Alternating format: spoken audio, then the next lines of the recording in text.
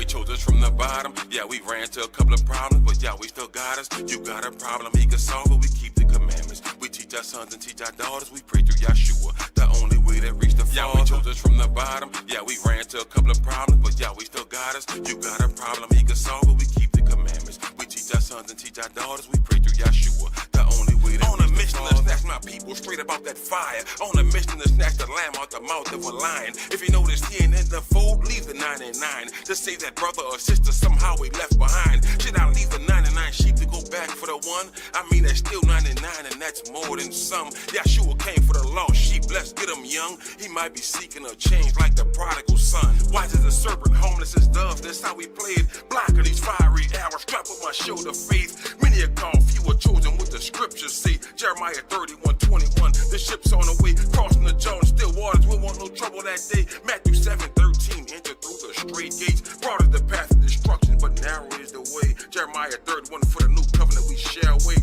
Hebrews 8, yeah, Hebrews 8, for the new covenant we shall wait.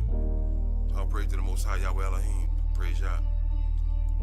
Yahweh chose us from the bottom. Yeah, we ran to a couple of problems, but Yahweh still got us. You got a problem, he can solve it. We keep the commandments. We teach our sons and teach our daughters. We pray through Yahshua, the only way that reach the Father. Yahweh chose us from the bottom. Yeah, we ran to a couple of problems, but Yahweh still got us. You got a problem, he can solve it. We keep the commandments. We teach our sons and teach our daughters. We pray through Yahshua, the only way that reach the Father. Started from the bottom, now we heal. You already know what it is. Giving praise to the God of Israel. Yeah, the truth has been revealed, even though a lot of men should live the whole world has been deceived for real. Read Revelation chapter 12. Time will tell who will prevail 400 year captivity. But we coming out of here, prophecy been fulfilled. Gotta live righteously, yeah, we'll see who is real and who will be out. Cause of fear, cause of doubt, who will hear and believe our report. Time to resort back to the sword. Yeah, the mighty one through the sun. Final run, we gon' fight. If it is real, Ephesians 6:12. Yeah, we battle where the evil dwell. Hell is just a grace, so yeah, you know we walk through the valley of the shadow of death.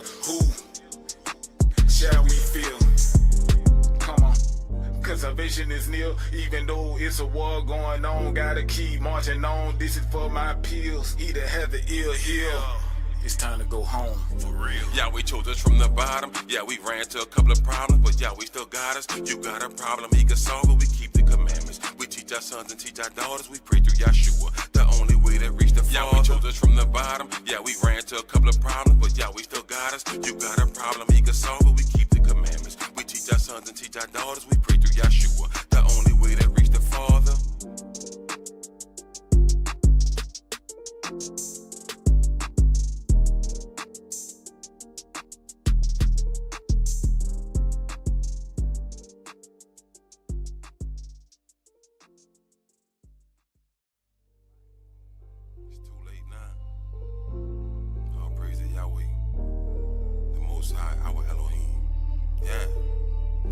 Yahweh chose us from the bottom. Yeah, we ran to a couple of problems, but Yahweh still got us. You got a problem, he can solve it. We keep the commandments. We teach our sons and teach our daughters. We pray through Yahshua, the only way that reach the Father. Yahweh chose us from the bottom. Yeah, we ran to a couple of problems, but Yahweh still got us. You got a problem, he can solve it. We keep the commandments. We teach our sons and teach our daughters. We pray through Yahshua, the only way that on a mission to snatch my people straight about that fire. On a mission to snatch the lamb out the mouth of a lion. If you notice he ain't in the fold, leave the 99. To say that brother or sister somehow we left behind. Should I leave the 99 sheep to go back for the one? I mean that's still 99 and that's more than some. Yahshua came for the lost sheep, let's get him young. He might be seeking a change like the prodigal son. Wise as a serpent, homeless as doves, that's how we played. Blocking these fiery arrows, strap on my shoulder faith. Many are called, few are chosen, what the scriptures say. Jeremiah 31:21, the ship's on the way, crossing the Jordan, still waters, we want no trouble that day. Matthew 7:13, enter through the straight gates, broad is the path of destruction, but narrow is the way. Jeremiah 31, for the new covenant we shall wait.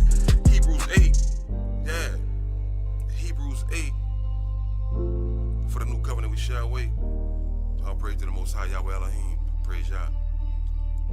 Yahweh chose us from the bottom. Yeah, we ran to a couple of problems, but Yahweh still got us. You got a problem, he can solve it. We keep the commandments. We teach our sons and teach our daughters. We pray through Yahshua, the only way that reach the Father. Yahweh chose us from the bottom. Yeah, we ran to a couple of problems, but Yahweh still got us. You got a problem, he can solve it. We keep the commandments. We teach our sons and teach our daughters. We pray through Yeshua, the only way that reach the Father. Started from the bottom, now we heal. You already know what it is. Giving praise to the God of Israel. The truth has been revealed, even though a lot of masses live the whole world. They've been deceived for real. Read Revelation chapter 12. Time will tell who will prevail 400 year captivity. But we coming out of here. Prophecy been fulfilled. Gotta live righteously. Yeah, we'll see who is real and who will be out. Cause of fear, cause of doubt. Who will hear and believe our report. Time to resort back to the source. Yeah, the mighty one through the sun. Fight a run, we gon' fight. If it is really Ephesians 6 and 12. Yeah, we battle where the evil dwell. Hell is just a grace. So yeah, you know we walk through the valley of the shadow of death. Who shall we feel? Come on. Cause salvation is near, even though it's a war going on. Gotta keep marching on. This is for my pills. Either have the ill here. It's time to go home, for real. Yahweh chose us from the bottom. Yeah, we ran to a couple of problems, but Yahweh still got us. You got a problem, he can solve it. We keep the commandments. We teach our sons and teach our daughters. We pray through Yeshua, the only way that reach the Father. Yahweh chose us from the bottom. Yeah, we ran to a couple of problems, but Yahweh still got us. You got a problem, he can solve it. We keep the commandments. We teach our sons and teach our daughters. We pray through Yeshua, the only way that reach the Father.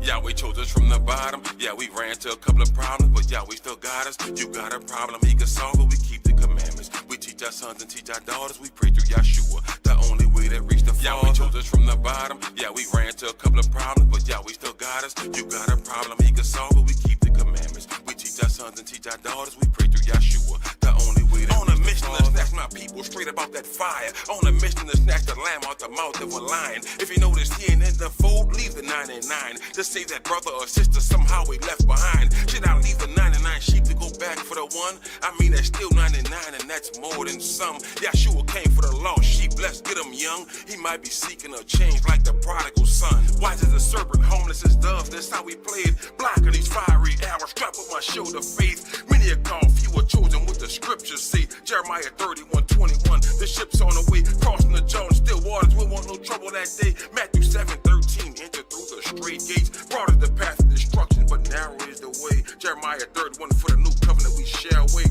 Hebrews 8. Yeah. Hebrews 8. For the new covenant we shall wait. All praise to the Most High Yahweh Elohim. Praise Yah. Yahweh chose us from the bottom. Yeah, we ran to a couple of problems, but Yahweh still got us. You got a problem, he can solve it. We keep the commandments. We teach our sons and teach our daughters. We pray through Yeshua, the only way that reach the Father. Yahweh chose us from the bottom. Yeah, we ran to a couple of problems, but Yahweh still got us. You got a problem, he can solve it. We keep the commandments. We teach our sons and teach our daughters. We pray through Yeshua, the only way that reach the Father. Started from the bottom, now we heal. You already know what it is. Giving praise to the God of Israel. The truth has been revealed, even though a lot of masses live the whole world. They've been deceived for real. Read Revelation chapter 12. Time will tell who will prevail 400 year captivity. But we coming out of here. Prophecy been fulfilled. Gotta live righteously. Yeah, we'll see who is real and who will be out. Cause of fear, cause of doubt. Who will hear and believe our report. Time to resort back to the source. Yeah, the mighty one through the sun. Fight a run, we gon' fight. If it is really Ephesians 6 and 12. Yeah, we battle where the evil dwell. Hell is just a grace. So yeah, you know we walk through the valley of the shadow of death. Who shall we feel? Come on. Cause salvation is near, even though it's a war going on. Gotta keep marching on. This is for my pills. Either have the ill here. It's time to go home, for real. Yahweh chose us from the bottom. Yeah, we ran to a couple of problems, but Yahweh still got us. You got a problem, he can solve it. We keep the commandments. We teach our sons and teach our daughters. We pray through Yeshua, the only way that reach the Father. Yahweh chose us from the bottom. Yeah, we ran to a couple of problems, but Yahweh still got us. You got a problem, he can solve it. We keep the commandments. We teach our sons and teach our daughters. We pray through Yeshua, the only way that reach the Father.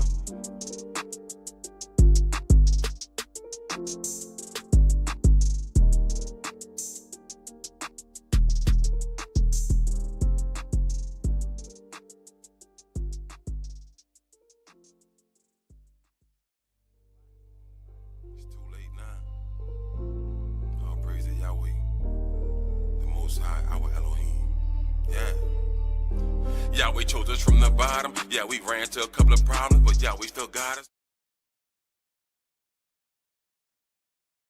Shalom Facebook, Shalom YouTube. Welcome to our history class. Tonight we are in the book of Joshua. But before we get started, does anyone have any questions? No questions?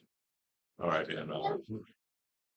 Let's go ahead and get started then. Again, we are in Joshua chapter 8, and we're going to pick it up at verse 1. And Yahweh said unto Joshua, fear not, neither be thou dismayed. Take all the people of war with thee, and arise, go unto Ai. See, I have given into thy hand the king of Ai, and his people, and his city, and his land. And thou shalt do to Ai and her king, as thou didst unto Jericho and her king. Only the spoil thereof and the cattle thereof shall you take for a prey unto yourselves. Lay thee an ambush for the city behind it. So Joshua rose, and all the people of war, to go against Ai. And Joshua chose out 30,000 mighty men of valor, and sent them away by night. And he commanded them, saying, behold, you shall lie in wait against the city, even behind the city. Go not very far from the city, but be you all ready. And I and all the people that are with me will approach unto the city, and it shall come to pass, when they come out against us as at the first, that we will flee before them. For they will come out after us, till we have drawn them from the city. For they will say, they flee before us as at the first. Therefore we will flee before them. Then you shall rise up from the ambush and seize upon the city, for Yahweh your Elohim will deliver it into your hand. And it shall be, when you have taken the city, that you shall set the city on fire. According to the commandment of Yahweh shall you do. See, I have commanded you. Joshua therefore sent them forth, and they went to lie in ambush and abode between Bethel and Ai, on the west side of Ai. And Joshua lodged that night among the people. And Joshua rose up early in the morning. And I don't understand big talk. Can you sit where I'm sitting? You want to sit here? I keep telling I ain't got no money, but you want this?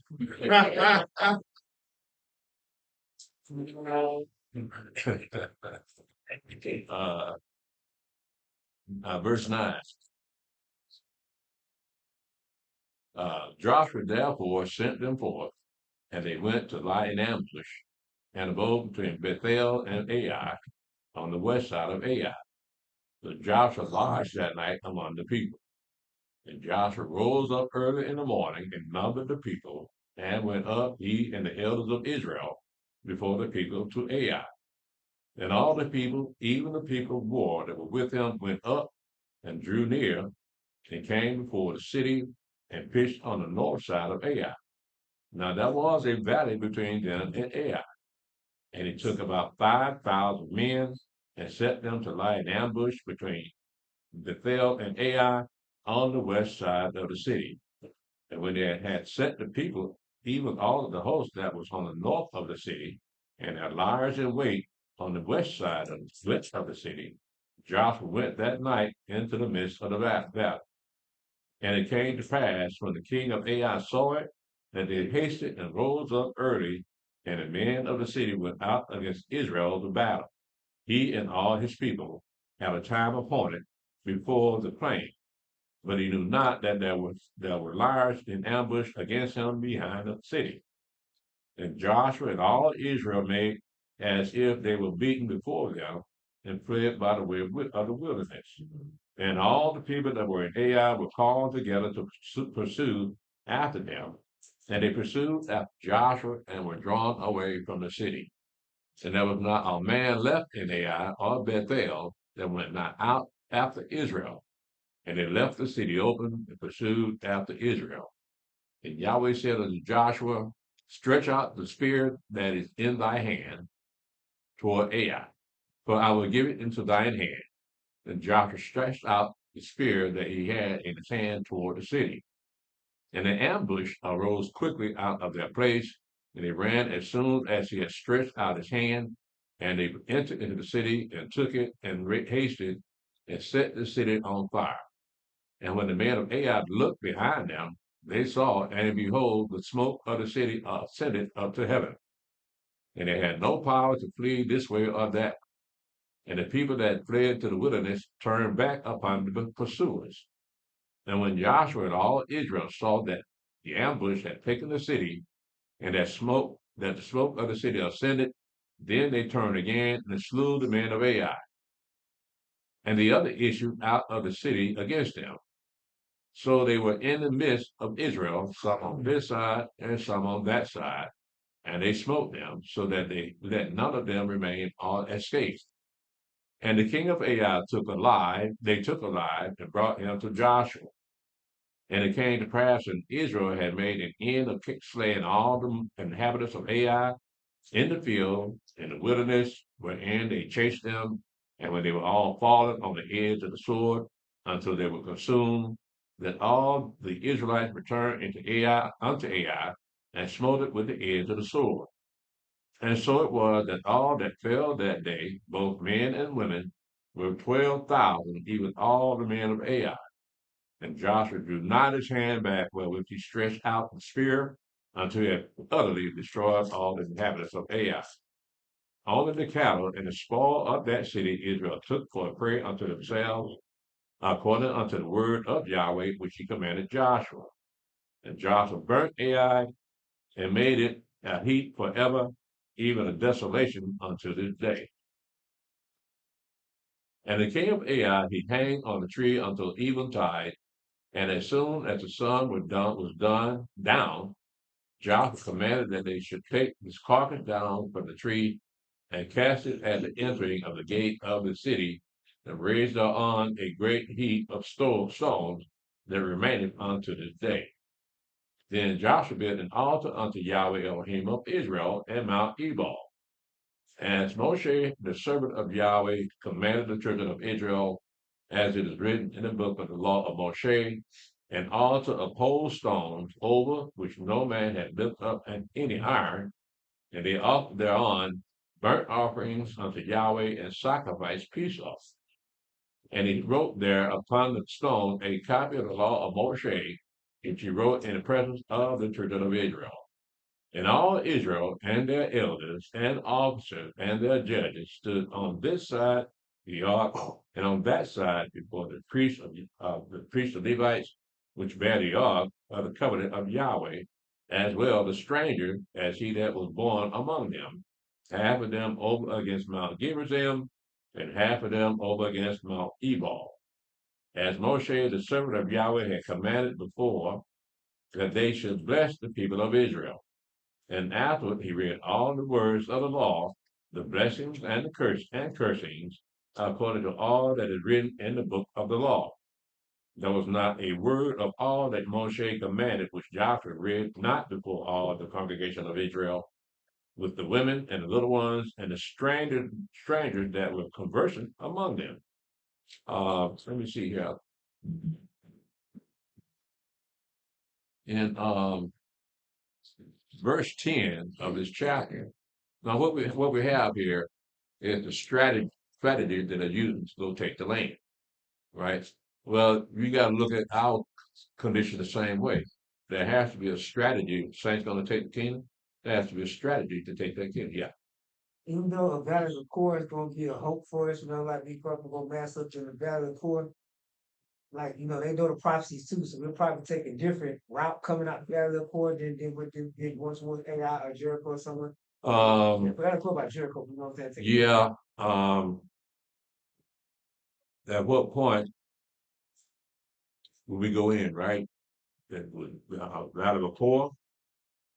That's what our father did before, wasn't it? Right. When they came into Jericho. So we can see that might be a pattern, but then the enemy don't read that too. So he may be ready for us. But nevertheless, are you prepared to kill women and children? Yes, sir. Okay, just asking. So I think like okay, so Well, I noticed something here in verse 10. It says, and Joshua rose up early in the morning and numbered the people, and was up, he and the elders of Israel, before the people of Ai. So that may, when you go take that country back, you may have elders among you. yes, sir. Yeah, but again, uh, Yahweh showed us that there's got to be a strategy to take these cities that's in the land of Canaan, right? Now, right now, in the land of Israel, you have about 80 cities. You got to take them one by one, just like Joshua doing here. You got to take them cities one by one. So that's how they got the land divided up in their country. Yeah, so we got to use something. I imagine we're gonna have Dawid out there. He'll know which best way to go and show us the best way to run that campaign. But you still got to kill a bunch of men, women, and children, man. Yeah, yeah. So Yeah, yes, sir. this strategy was still water studied at War College at West Point. Will it work? This strategy is still studied at War College Oh yeah, at West Point. yeah. It doesn't surprise me because the word we're talking about diversion and bringing suffering people to come that one direction, they get them from the back. Yeah, so we got that with the way they're taking AI. Yeah, that's what it is. Joshua chapter 9, verse 1. And it came to pass, and all the kings which were on this side Jordan, in the hills and in the valleys, and all the coasts of the great sea over against Lebanon, the Hittite, the Amorite, the Canaanite, the Perizzite, Hivite, and the Jebusite heard thereof, that they gathered themselves together to fight with Joshua and with Israel with one accord.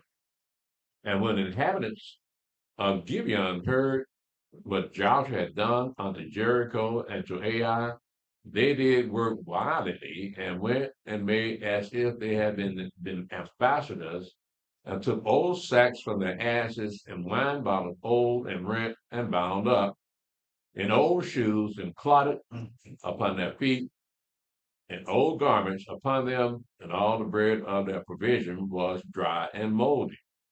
And they went to Joshua unto the camp at Gilgal, and said unto him and to the men of Israel, we be come from a far country. Now therefore make you a league with us. And the men of Israel said unto the Hivites, perhaps you dwell among them. How shall we make a league with you? And they said unto Joshua, we are thy servants. And Joshua said unto them, who are you? And from whence come ye? And they said unto him, from a very far country, thy servants are come because of the name of Yahweh thy Elohim. For we have heard the fame of him and all that he did in Egypt. These people smart. They say, yeah, well, we still come from a far country. Right? So now, see, it's for their life, man. They heard about what Yahweh did for Job, man. So they're going to lie. What would you do to save your life? Would you lie? Yes, sir. Why didn't they just go the other way? Joshua going that way. Well, it's a legitimate question. These men are scared to death. So they know they're supposed to die at the hands of Joshua. So they can make it like we're not really the people you looking for. We become a farm country, smart move. They're still alive.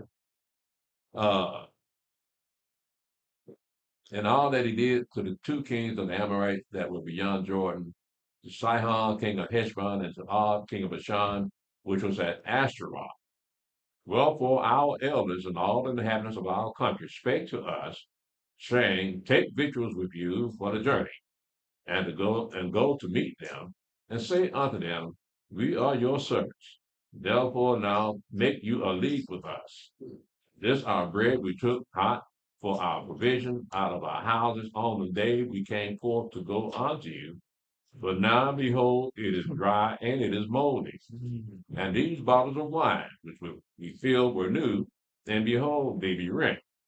And these are our garments, and our shoes are become old by reason of the very long journey. Then the men took of their victuals, and had not counsel at the mouth of Yahweh. And Joshua made peace with them and made a league with them to let them live. And the princes of the congregation swear unto him. And it came to pass at the end of 3 days, after they had made a league with them, that they heard that they were their neighbors, and that they dwelt among them. And the children of Israel journeyed and came unto their cities on the 3rd day. Now their cities were Gibeon and Jephirah and Berah and Kiriath Jearim. And the children of Israel smote them not, because the princes of the congregation had sworn unto them by Yahweh Elohim of Israel. And all the congregation murmured against the princes.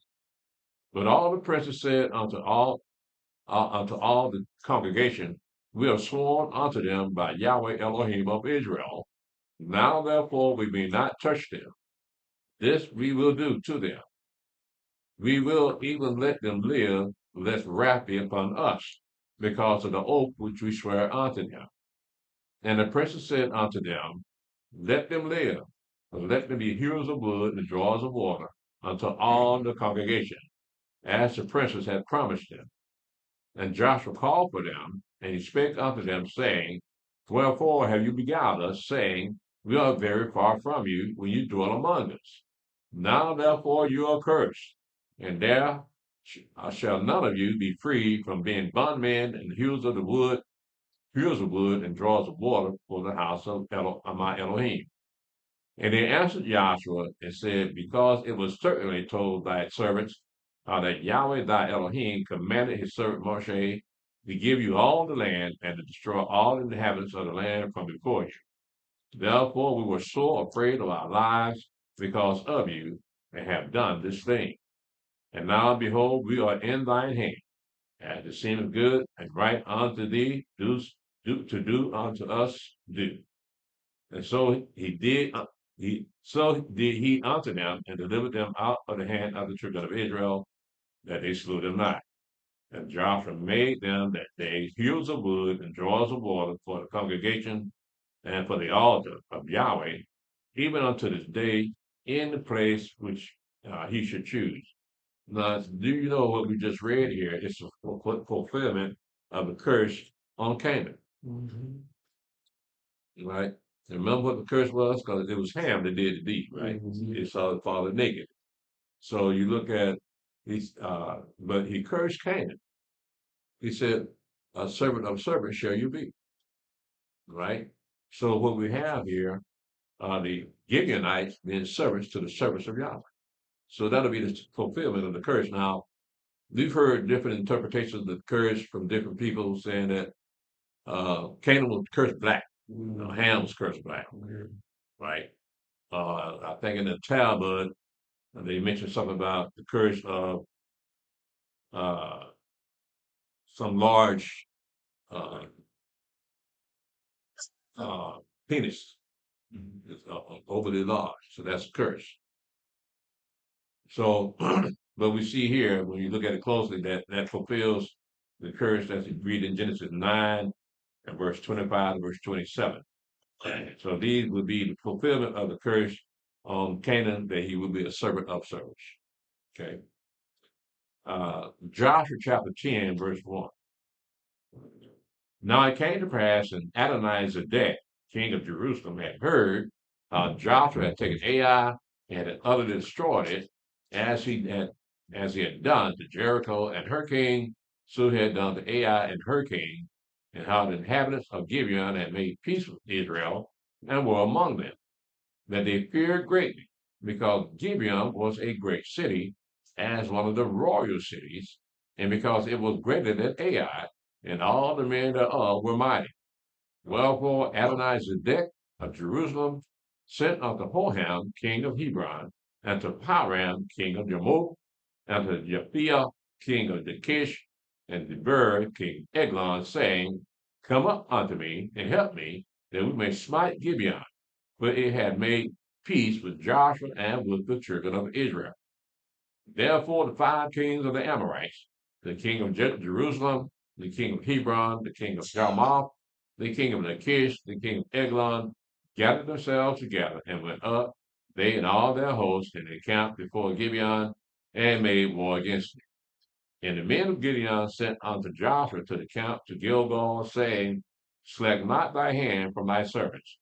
Come up to us quickly and save us, and help us, for all the kings of the Amorites that dwell in the mountains are gathered together against us. So Joshua ascended from Gilgal, he and all the people of war with him, and all the men of valor, all the mighty men of valor. And Yahweh said unto Joshua, Fear them not, for I have delivered them into thine hand, and there shall not a man of them stand before thee. And Joshua therefore came unto them suddenly, and went up from Gilgal all night. And Yahweh discomfited them before Israel, and slew them with a great slaughter at Gibeon, and chased them along the way to go up to Beth Horon, and smote them to Azekah and unto Makkedah. And it came to pass as they fled from before Israel, and were in going down to Beth Horon, that Yahweh cast down great stones from heaven upon them unto Azekah, and they died. They were more which died with hailstones than they whom the children of Israel slew with the sword. See, you got that going for you too. Right? When you go and try to take land back, Yahweh have your back, those big stone down on Esau. What makes you think they can get them jets up in the air? Well, you're gonna have they be really fighting angels. Yeah, so that's one advantage that we have that Yahweh fights our battles. Let's continue.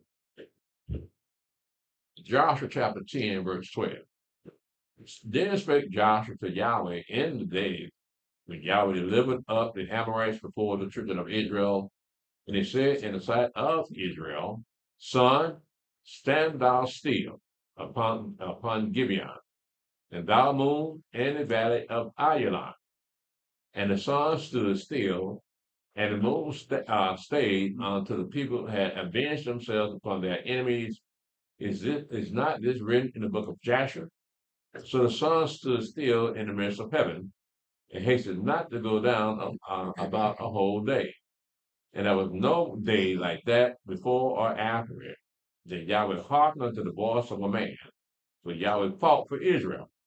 Now, that puts to the lie that the earth is round. That the earth orbits the sun. Well, this said the sun is orbiting the earth. So he told the sun to be still, right? And so that must mean the sun was traveling. And the moon was traveling. The earth was not traveling. Like we've been taught. Right? Like the earth goes around the sun and the moon goes around the earth. No. The Bible puts all that up. So how can the sun stop moving? Unless Yahweh made it stop. But the fact it was moving. That's why it said the sun rises in the east. How can that be if the earth moves? See what I'm saying?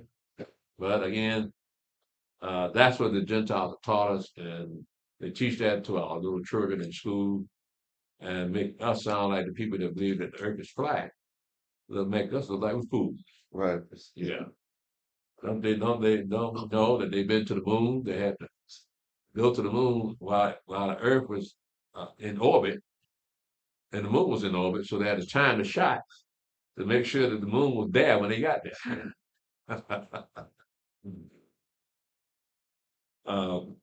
Joshua chapter 10, verse 15. Joshua returned, and all Israel with him unto the camp of Gilgal. But these 5 kings fled and hid themselves in a cave at Makkedah. And it was told Joshua, saying, The 5 kings are found hid in a cave at Makkedah. And Joshua said, Roll great stones upon the mouth of the cave, and set men by it for to keep them. And stay you not, but pursue after your enemies, and smite the hindmost of them, suffer them not to enter into their cities. For Yahweh your Elohim have delivered them into your hand. And it came to pass when Joshua and the elders of Israel had made an end of slaying them with a great and very great slaughter, that they were consumed, that the rest which remained of them entered into fenced cities. And all the people returned to the camp to Joshua at Makkedah in peace. None moved his tongue against any of the children of Israel. Then said Joshua, Open the mouth of the cave and bring out those 5 kings unto me, out of the cave. And they did so, and brought forth those 5 kings unto him out of the cave, the king of Jerusalem, the king of Hebron, the king of Jarmuth, the king of Lachish, and the king of Eglon. And it came to pass, when they brought out those kings unto Joshua, that Joshua called for all the men of Israel, and said unto the captains of the men of war, which went with him, Come near, put your feet upon the necks of these kings. And they came near and put their feet upon the necks of them. And Joshua said unto them, Fear not, nor be dismayed, be strong and of good courage. For thus shall Yahweh do to all your enemies against whom you fight. And afterward Joshua smote them and slew them and hanged them on 5 trees. And they were hanging upon the trees until the evening. And it came to pass at the time of the going down of the sun that Joshua commanded, and he took them down off the trees and cast them into the cave wherein they had been hid, and laid great stones in the cave's mouth, which remain unto this very day. And that day Joshua took Makkedah and smote it with the edge of the sword, and the kingdom of he utterly destroyed them. And all the souls that were therein, he let none remain, and he did so to the king of Makkedah, as he did unto the king of Jericho. We're in Joshua chapter 10, brother Levi, verse 28. And that day Joshua took Makkedah and smote it with the edge of the sword, and the king of he utterly destroyed them, and all the souls that were therein, he let none remain. He did to the king of Makkedah as he did unto the king of Jericho. Then Joshua passed from Makkedah, and all Israel with him, unto Libnah, and fought against Libnah. And Yahweh delivered it also, and the kingdom of into the hand of Israel. And he smote it with the edge of the sword, and all the souls that were therein, he let none remain in it, but did unto the kingdom of as he did unto the king of Jericho. And Joshua passed from Libnah, and all Israel with him, unto Lachish, and encamped against it, and fought against it. And Yahweh delivered Lachish into the hand of Israel, which took it on the 2nd day, and smote it with the edge of the sword, and all the souls that were therein, according to all that he had done to Libnah. Then Horam, king of Gezer, came up to help Lachish, and Joshua smote him and his people, until he had left him none remaining. From Lachish, Joshua passed from Eglon, and all Israel with them, and they encamped against it and fought against it. And they took it on that day, and smote it with the edge of the sword, and all the souls that were therein he utterly destroyed that day, according to all that he had done to Lachish. And Joshua went up from Eglon, and all Israel with him, unto Hebron, and they fought against it. And they took it and smote it with the edge of the sword, and the kingdom of, and all the cities thereof, and all the souls that were therein. He left none remaining, according to all they had done to Eglon, but destroyed it utterly, and all the souls that were therein. And Joshua returned, and all Israel with him, to Zebur, and fought against it. And they took it, and the kingdom of, and all the cities thereof, and they smote them with the edge of the sword, and utterly destroyed all the souls that were therein. He left none remaining, as he had done to Hebron, so he did to Debir, and to the kingdom of, as he had done to Libnah, and to her king. So Joshua smote all the country of the hills, and of the south, and all the vale, and of the vale, and of the springs, and all their kings. He left none remaining, but utterly destroyed all that breathed, as Yahweh Elohim of Israel commanded. And Joshua smote them from Kadesh Barnea, and even unto Gaza, and all the country of Goshen, even unto Gibeon. And all these kings and their land did Joshua take at one time, because Yahweh Elohim of Israel fought for Israel. And Joshua returned, and all Israel with him, unto the camp to Gilgal. So again, this is how you establish a kingdom. This is how you establish your land. You take it. You don't negotiate with anybody. That's why the Palestinians and the Israelis trying to negotiate a treaty that they can divide the land up. Well, Esau know better than that. He want to get them Palestinians out of it. So he bombing the hell out of them. But you can't trust him because he may make a peace treaty with you, but he still go against a peace treaty. So that's a waste of time. See, people think they can solve this problem with a peace treaty. No, not with these people here, because you're dealing with Khazari, all right, and the remnant of Esau. So they're not interested in peace; they're interested in land, and they'll take it from those people. And so you look at where they end up running to. You notice that the Arabs don't ever try to help them. Right. I wonder why. No, are they part of the scenery? Are they part of the land? So you telling me all them Arabs around? We talking about the Egyptians, the Saudi Arabians, and all those other people that surround Israel. You can't lift up one thing to help these people. You won't even take them in your land. So what does that tell you about them? They're us. Sand niggas. I'm sorry, that don't nobody want them. Yeah. So that's what they are. They are. Welcome to our world. Uh, Joshua chapter 11, verse 1. What's it? Excuse me. I noticed when they took Jericho, he told them not to take anything. Right. And then when they took AI, he told them you can take the spoil. Mm-hmm. So when the people was coming along with the army, they were the ones responsible for getting the spoil. I'm just asking. Getting what? The spoil, you know. Oh yeah, yeah. The cattle and the stuff, you know, the women coming behind. You know, the Indians did that too.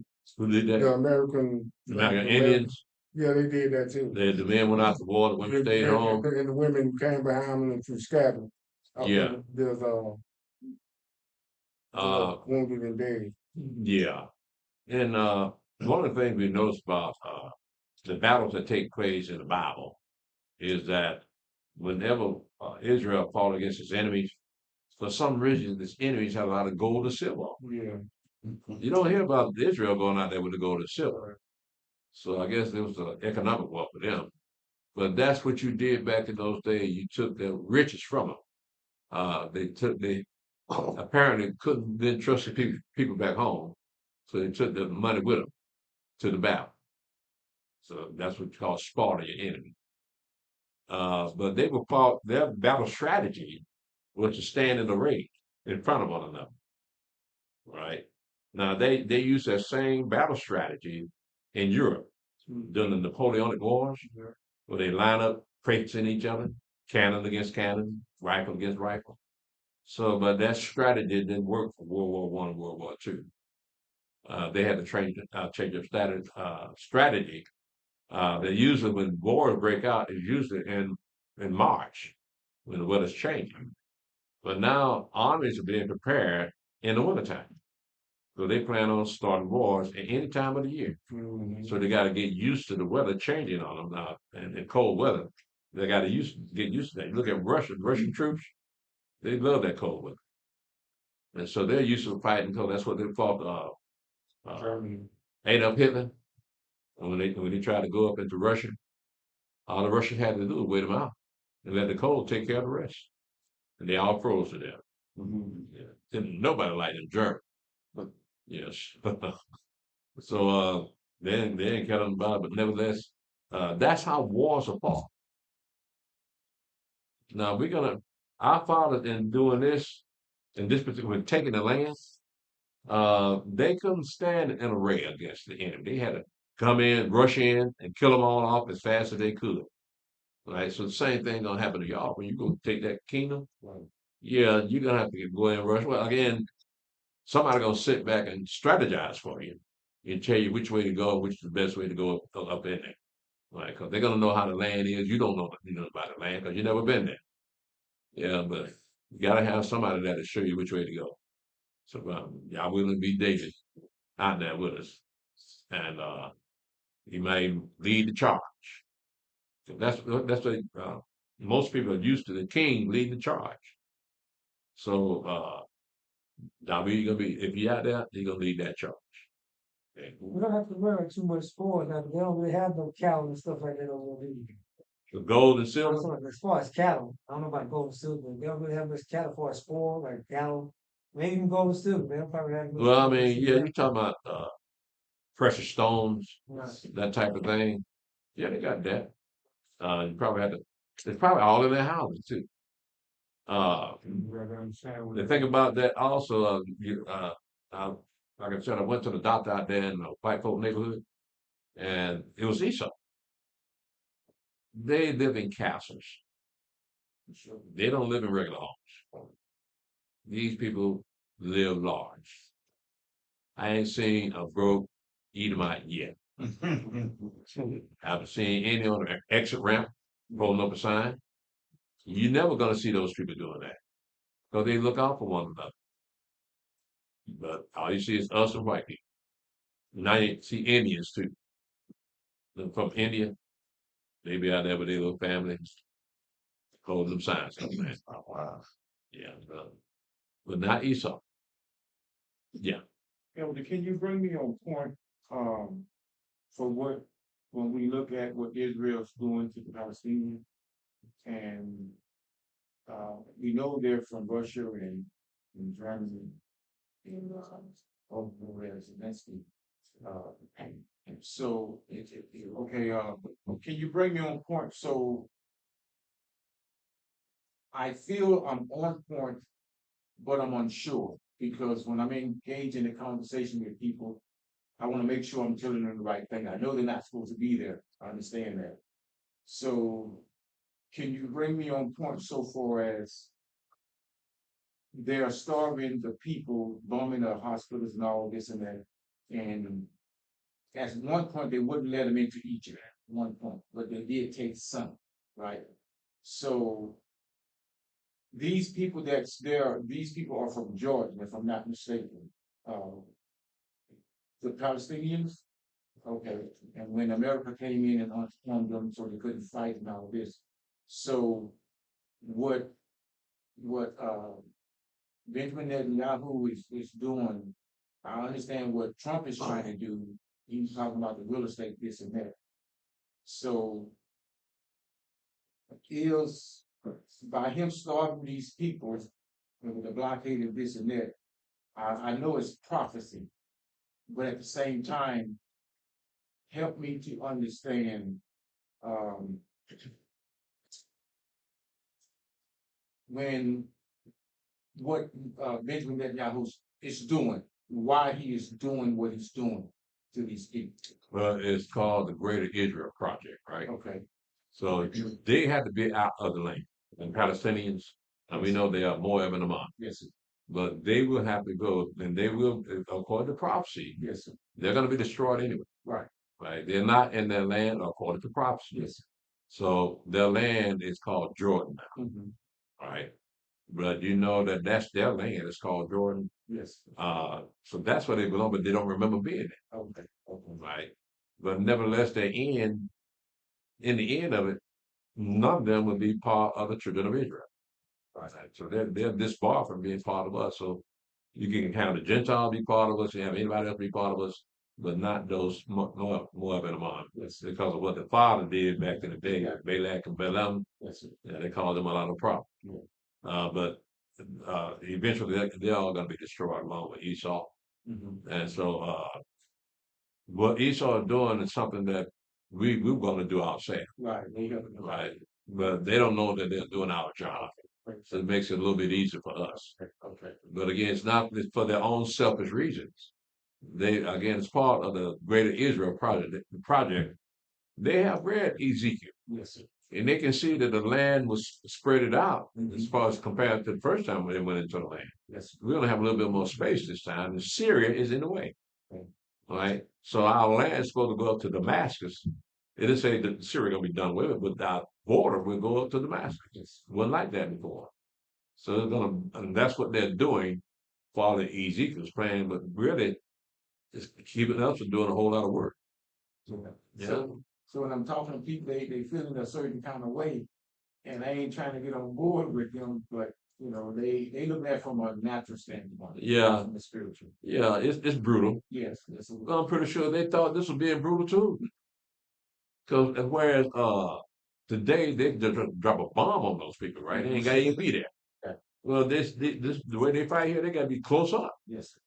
with that sword in the fifth rib. Mm-hmm. So it wasn't unless they have bow and arrow.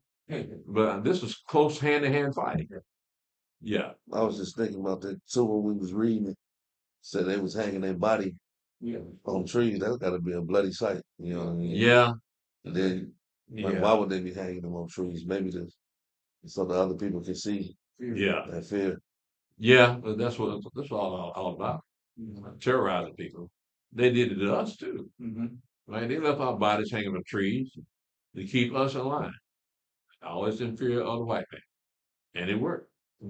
But it's a battle tactic. But they always said, I've given them to your hand. That means he wants you to kill them. But right now, before you go ahead and kill them. So you got to look at what kind of heart you got to have to kill somebody. That mother right? Yes, loud and color. Well, make my head turn twice. Shalom, mother. How you doing there? Good to see you. Good to see you.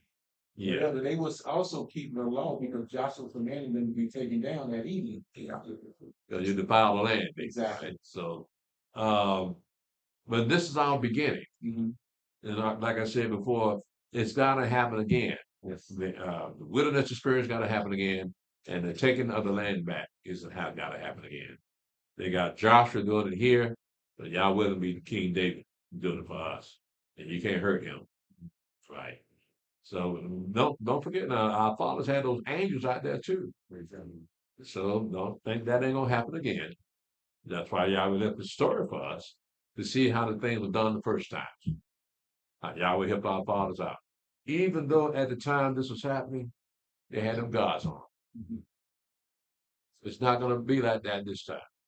Before we come out of that wilderness, all those people that worship other gods except for Yahweh, they're not going to make it. The lawbreakers, the commandment breakers, they're not going to make it out the wilderness. So the people that are going to come out the wilderness will be that 1/3, and they're going to be 100% Yahweh, Yahshua HaMashiach. Right? Ain't gonna be no idols on without like our fathers having. Ain't nobody coming out that wilderness with a cross around that neck, right? An Egyptian ankh. Yes, sir. Prince, that prince. At what point is that prince? At what point would the prince manifest himself? Yeah. When they start rebuilding, when they start building the temple. Oh, so that's And when all the tribes come into the land, they got to build that temple so that they'll have somewhere to worship. Okay, so all the fighting will be done. Yeah, all that be done. Land by him. Yeah, Okay. everybody be done. Everybody be in their place, and so we're gonna have the temple built according to the specification that Ezekiel had. Now I don't know what specs they're using for the temple they're building now. This is the third temple, right? And that temple will not be able to stand once the Mashiach returns. All the children of Israel come back into the land. That temple had to be destroyed because Esau built it. Right. So this time the children of Israel got to build it, right? So the Aaronic priesthood is going to be set back up, and we're going to have a dual priesthood in the Melchizedek priesthood. We don't know what that's going to be about, but all that's got to come past when we go back into the land. It's going to be a pretty busy land, though. You're going to have angels out there, and we're going to be judging angels. Isn't that what Paul said? Yeah, you're going to be judging angels. How can you judge an angel? Because all we got is the law to go by for our judgment. But what law do the angels have? Right? So they may have transgressed our law some kind of way. It's just one of the mysteries that we were left with to keep us interested. Because it brings up questions. Well, how is that going to happen? How is this going to happen? Right? So we just have to wait and see. Well, maybe, just like we got to follow the law of the land, they're going to be hurt. Yeah. They got to keep the laws that man got to keep. Right. right? Because it's Yahweh set these governments and these kings up. You can't complain. I mean, you can ask for mercy from some of these kings, some of these presidents like we did with the presidents of America. They may show us a little ease, but that doesn't mean they don't still hate us. They still hate us. No matter what we do, we can't please white people. So it just goes back thousands of years when people actually hated us because we didn't worship their gods. Yeah, we worship the God nobody could see. Feel free. Yes, sir. So like you said, you don't know what law that's might govern the angels by, but we know that our law came from the heaven. So could it be that it's the same law because it come from the heaven? Depending on what portion of the law we're referring to, because the law that came from heaven was meant from man, right? So we have a law against thou shalt not kill. You can't kill an angel, Right. right? Thou shalt not commit adultery. Angels do not commit adultery. They ain't got nothing to commit adultery with. Right? So all those things that we have to go by is according to the flesh. Right. Right? Yeah, but I'm thinking like when Yeshua gave prayer, he said thy kingdom come on in earth as it is in heaven. Right. So like it's gonna be like everybody gonna have like one law for all, not even for the angels. Yeah. Well, the angels do transgress according to Hebrews, and they have to answer for it. But I still wonder what law did they transgress? Is it something that they said? Is it something that they failed to do? We don't know. I guess you just have to wait and get there. Yeah. I've been thinking about where it says he be giving his angels charge over you, least you dash your feet against the stone. Yeah. So like I be thinking like what if they allow somebody to dash their feet against the stone? Would they be dead? Yeah, but would it be a sin though? Is it in the law? Huh? So I'm saying Is it in the law? Is it in Moshe's law? No. So we're gonna be being judged by Moshe's law. All right. So some of the other folks saying them angels don't like us anyway. Yeah. They might even do something on purpose to let something happen to you on purpose. Yeah. They mad at us or something. Yeah, we always give them trouble. Yeah. Right? Doing things and saying things we ought not to do and say. So again, it might be something that did up in heaven, angel against angel. And so we have to judge them. We have to hear the case and see what you did, what did you do against your brother angel over there. Right. So there are possibilities that we can relate what you did to your brother angel over there to the law of Yahweh. And we just have to consider what the sin is, what the transgression is. Right. So you're going to be the priests and kings of the whole world. But the nation's got to learn from you. Right. So that's one of the things that you should look forward to is teaching the nation Yahweh's law. So you look at, for instance, the nation don't know Yahweh's law, certain cleanliness laws. So what they're going to be doing, making committing sins of error, right? So that means that it's still a sin, and the sin has to be atoned for. Now, what kind of angels sin be atoned for? What sacrifice do you have to atone for the sin of an angel? That's angelic. Huh? That's an angelic being. Yeah, that's what I'm saying. What sacrifice is that? Right? Because they still got to be judged. You know, some of the judgment requires sacrifices. Right. So, what sacrifice would that be for the sin of an angel? Yahshua coming up too? Well, Yahshua, no doubt, being priest and high priest and king. So he'll know how to handle those type cases. Right? Yes, sir. Elder. Yeah, I remember John the Revelator. Okay, that he started to bow down to the angel that was communicating with him. And the angel stopped him and said, don't you do that. I'm your fellow servant. Of his brother. Yeah, that's right. Right. So that's another clue in it. Yeah. Especially when Yahweh made us, that even the angels are our brothers.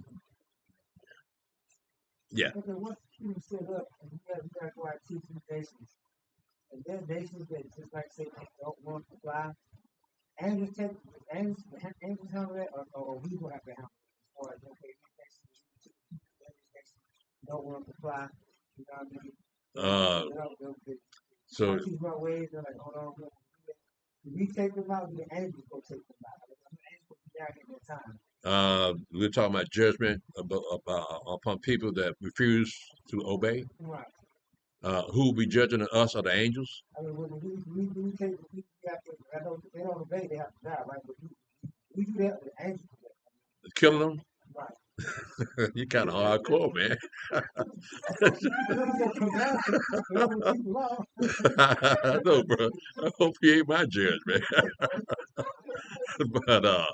But hold on here. Are you gonna add something to what he said?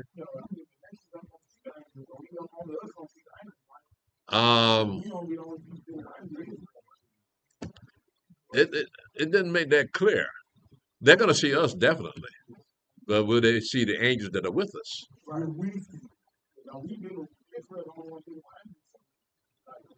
It's gonna be a different situation this time though, because we'll be able to see the angels, right? And the angels be able to see us, and like we can't see them now, right? But they can see us. So if we can see them with our flesh and blood eyes, why can't the rest of the nation see them? Could it be like when Yahshua rose from the dead and he was walking with them as he was going to the place, he had a glorified body. And they didn't know who he was, but they said it without our heart learned the thing of his so Right. Could be something to that point. What do you mean? As far as an angel, you're in the presence of an angel?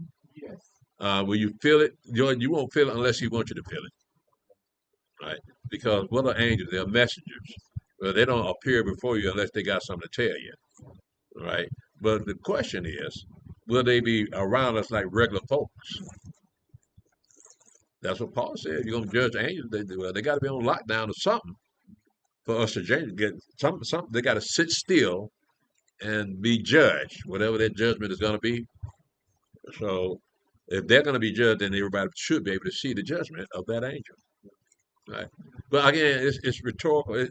I'm speculating on this. It's not written in stone because that's a whole different world we're talking about here.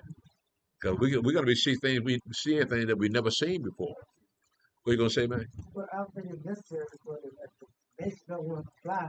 Angels take them out right to see them anyway, because they're not flying. You know what I'm saying? The law is still going to be, they're still charged with keeping the law. But see, they don't see. I'm saying like the nation's like, okay, keep them set up. You got this nation, or who's in this nation? They're like, we ain't trying to do that. We'll keep y'all. I know we made it, but you don't keep y'all. You know what I'm saying? How does that get happened? You in the kingdom. Well, let's go to Zechariah chapter 14.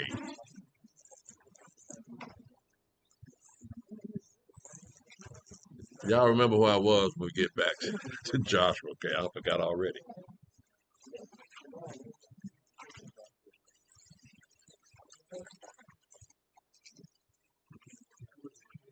Zechariah 14.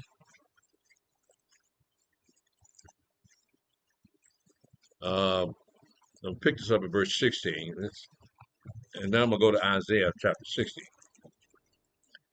And it shall come to pass that everyone that is left of all the nations which came against Jerusalem shall even go up from year to year to worship the King, Yahweh of hosts, and to keep the Feast of Tabernacles. And it shall be that whoso will not come up of all the families of earth unto Jerusalem to worship the King, Yahweh of hosts, even upon them shall be no rain. And if the family of Egypt go not up, and come not, that have no rain, there shall be the plague wherewith Yahweh will smite the heathen that come not up to keep the Feast of Tabernacles. This shall be the punishment of Egypt and the punishment of all nations that come not up to keep the Feast of Tabernacles. Now let's go to Isaiah chapter 60.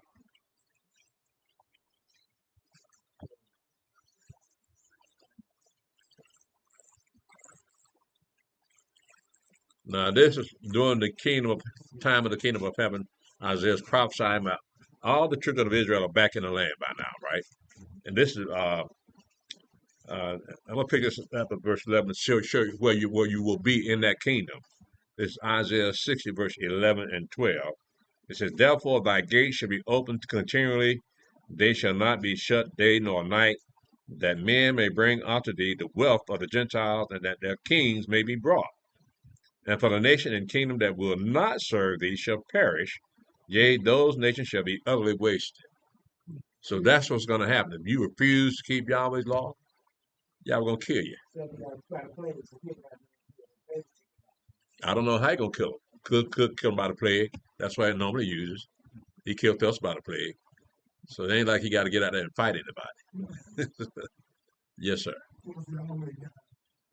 Several weapons here that God uses anyway. Did he not use the hornet to drive out some of the? Well, yeah, he used the beasts of the field and the fowls of the air and all those things because he made them and he make them do what he wanted to do. Yeah, yeah. So in this case, then, that if there are people among us that we're supposed to be ruling over, they don't want us to rule over. They say that's all right. We want to do this on our own way, but this is going to happen. Yeah. Let's go back to Joshua.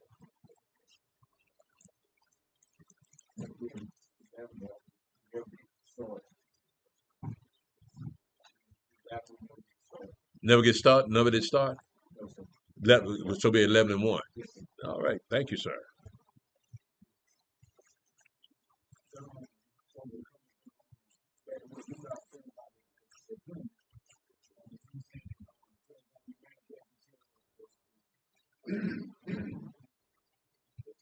When the kingdom is set up, yeah, that's when you're going to find out who that prince is, because you got to, when they set up the kingdom, got to set it up so that it be space for the prince's part, because there's something special about this prince that he got as much power as the priest.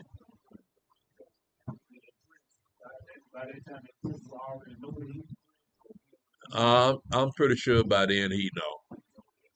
We don't know who he is, what tribe he come from, but when he divides the tribes up, everybody know what tribe they come from. Then they'll know who that prince is. Yeah.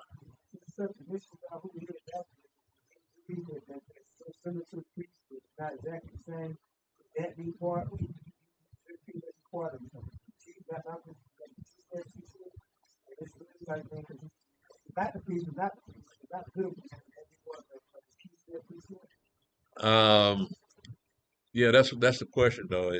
Will he be part of the Melchizedek priesthood, right?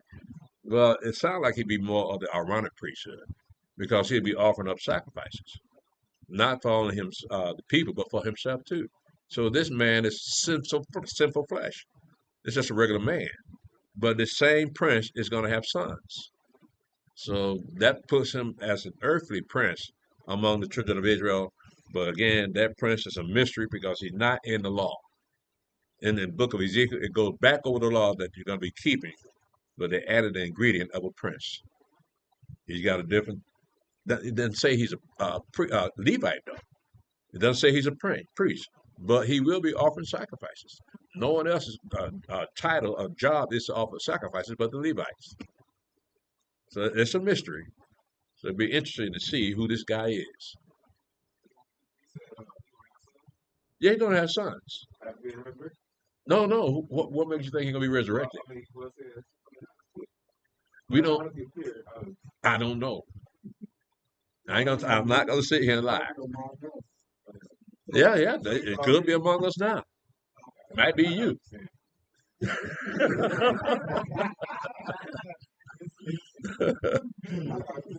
Prince Levi. Well, yeah, we don't know, and we still got 144,000 that made that around us also. So we just a lot that's going to be manifest when the Mashiach shows back up, right? Because the moment he shows back up, life changes for everybody, right? Yeah, the moment he shows up, you're going to have 1,000 years added to your life, and you're going to be healthy too. Right? And think about it, you only have to wear glasses. Neither will I. Hope not. Back pain, yeah. Maybe let your hair grow back. Yeah, praise God, man. We got great expectations, but we just have to pray that Yahweh gives us grace to get there. Because He's shown us so much. But what is flesh to Yahweh? None but grass. Right? Just like He raised us up, He can raise up somebody else. Yeah, so we can't look at ourselves as some great one. And we keep ourselves humble, right? Just accept what the book is telling us. Yahweh giving that spirit of understanding to rightly divide His words. And we're thankful for that because a lot of people can't read this book like us. And so we don't put it on nobody. We just stay in this book because we know what to expect when people don't understand what we're doing. And we understand why they don't understand, right? Because Yahweh hadn't called them. He called y'all, right? All right. Again, we are in Joshua chapter 11, verse 1. And it came to pass, when Jabin, king of Hazor, had heard those things, that he sent to Jobab, king of Madon, and to the king of Shimron, and to the king of Akshaph, and to the kings that were on the north of the mountains, and of the plains, south of Chinneroth, and in the valley, and in the borders of Dor on the west, and to the Canaanite on the east and on the west, and to the Amorite, and the Hittite, and the Perizzite, and Jebusite in the mountains, and to the Hivite on the Hermon in the land of Mizpah. It's kind of describing what the land looks like, isn't it? You got mountains and valleys. We live in America. We don't have any mountains and valleys around us except Stone Mountain, but that's about it. We don't have any valleys. So it's going to be a brand new scenario for us. Now, we don't know what house we're going to live in or what part of the land we're going to live in, but just the description of the land is something we never seen before. We never lived in mountains, not in America. White folk live in mountains. Get away from y'all. They know you ain't coming up in the mountains. Let's continue. Yeah, well. Well, let's hope we get there. Joshua chapter 11, verse 4. And they went out, they and all their hosts, with them, much people, even as the sand that is upon the seashore, in multitude, with horses and chariots, very many. And when all these kings were met together, they came and pitched together at the borders of Merom, to fight against Israel. And Yahweh said unto Joshua, Be not afraid because of them.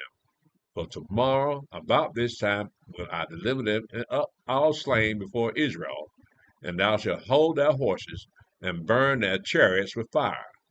So Joshua came, and all the people of the war with him, against them by the waters of Meron suddenly, and it fell upon them.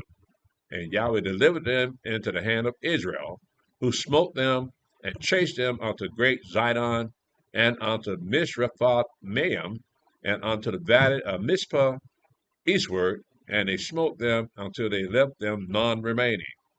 And Joshua did unto them as Yahweh bade him. He hold their horses, and burnt their chariots with fire.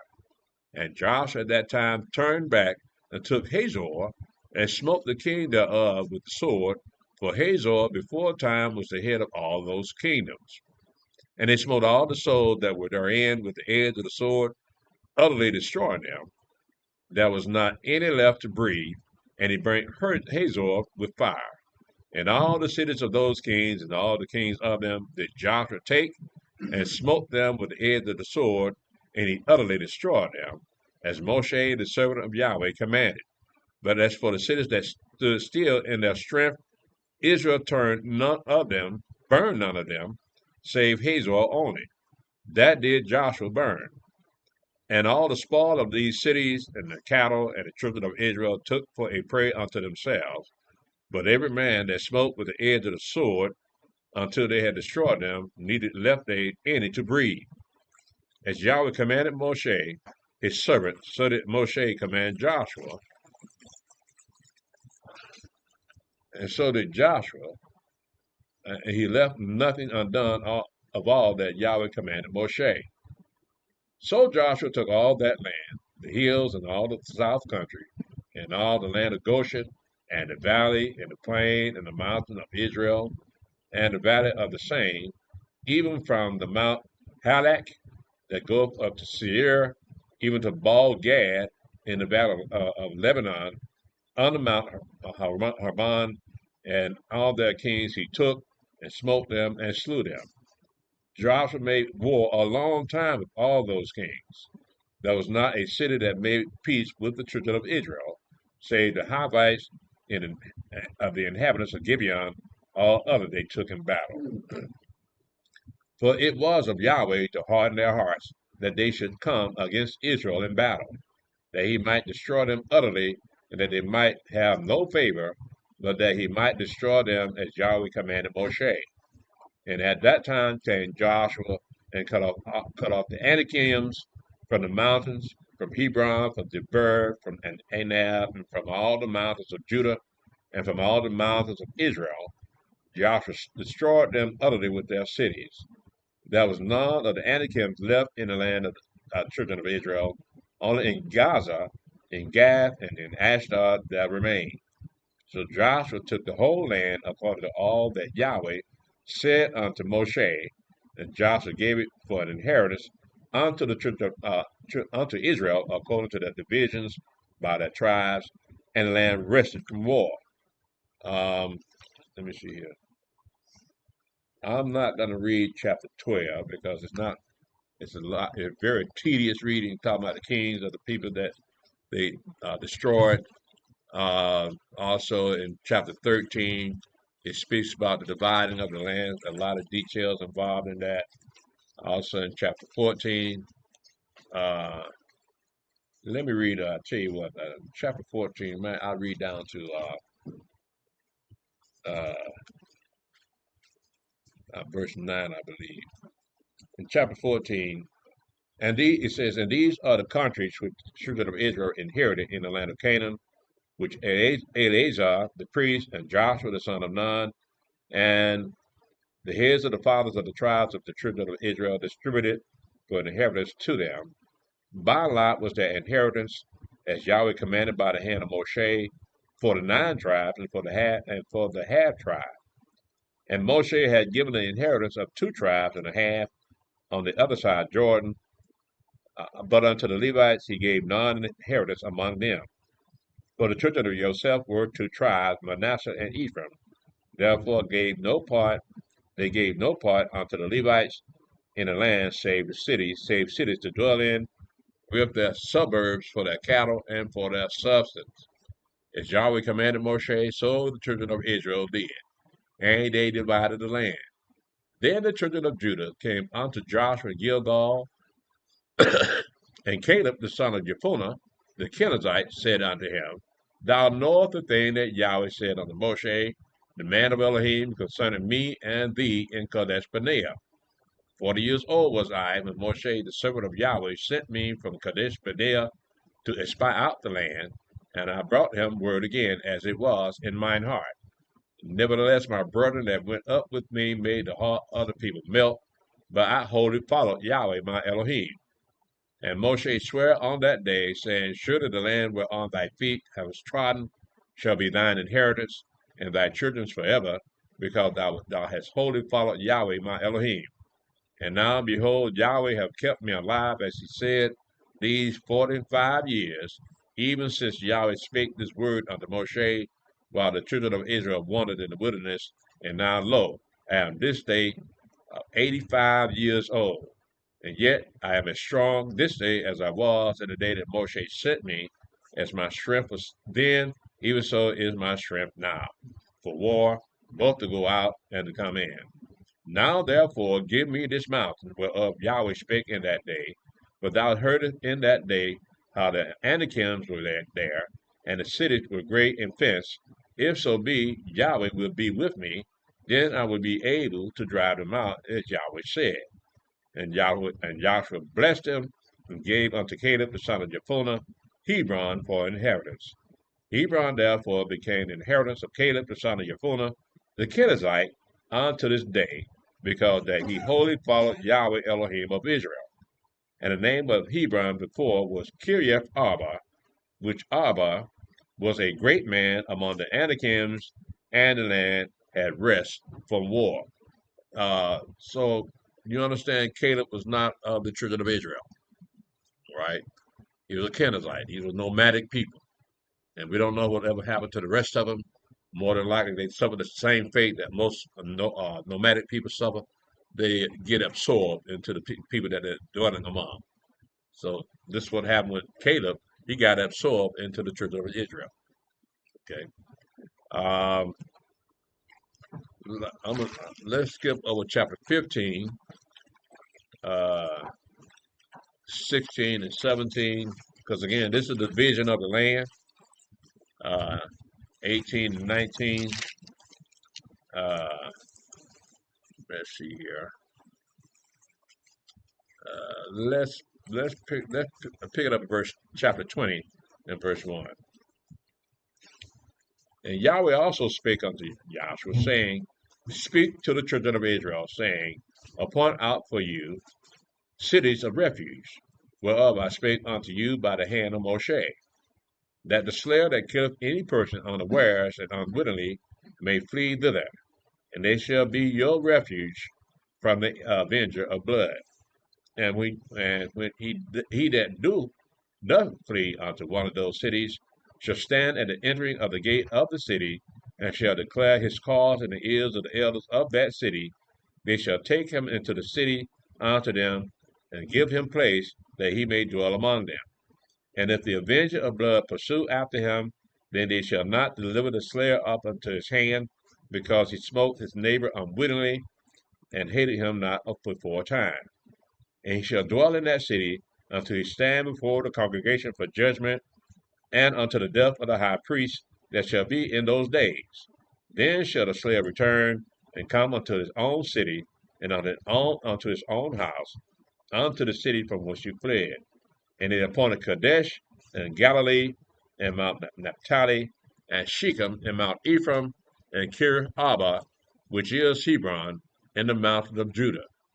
And on the other side of Jordan, by Jericho eastward, they assigned Bezer in the wilderness upon the plain out of the tribe of Reuben, and Ramoth and Gilead out of the tribe of Gad, and Golan and Bashan out of the tribe of Manasseh. These were the cities appointed for all the children of Israel, and for the stranger that sojourneth among them, that whosoever killeth any person at unawares might flee thither, and not die by the hand of the avenger of blood, until he stood before the congregation. So it's sort of like being in prison, but you're not in prison. You're only there long enough for the priest to die, then you can come out. Yeah. You still see refuge in the other nations upon their lands? Will that be there? You still in their land, like we said, see refuge in the other nations. When we set up the kingdom, will we have cities of refuge in their land too? See refuge for them. There may not need to be cities of refuge, because there are no such things as accidents. Because remember, in the law, so Yahweh put that man in the hand of him so he could kill him by accident. So Yahweh set the whole thing up. So I doubt if he's going to do that again, that we will need cities of refuge. Because then now that takes peace from the land, because now you got the avenger of blood, which is usually a family member, and now you got the avenger of blood want to kill him. You're trying to keep from dying, right? So again, we've always said you got no business dying in the kingdom of heaven. So how can that be an accident and you die? Right? I don't think it's going to be like that this time. Yes, sir. So when I read this, I listen to the reading of it. It's like you would have to be looking at food that Yahweh because it's like right. It's like Yahweh. It's like we understand that we're going to catch people because of our food, but it's also like Yahweh has hardened the white people's heart to treat us the way they treat us. Mm-hmm. Then when you look at Isaiah 47, verse 6, where they say he put it out in their hands and they show them mercy. Right. Upon the ancient have you been able to hate your yoke? Yeah. It's like they don't know that they have to do this because of the process. Yeah. It's making a lot of sense now. Right. You know, Right. Right. when they try to show us no love, they call it, it's hard. Yeah. If we knew that before we got here, we hide ourselves from these people, but we didn't know why they hated us so much. Right. So there's nothing we can do. No place for us to run because white folks is everywhere, and they probably put the word out. Be on the lookout for Elder Hezekiah because he's on the run. You can't miss him. So,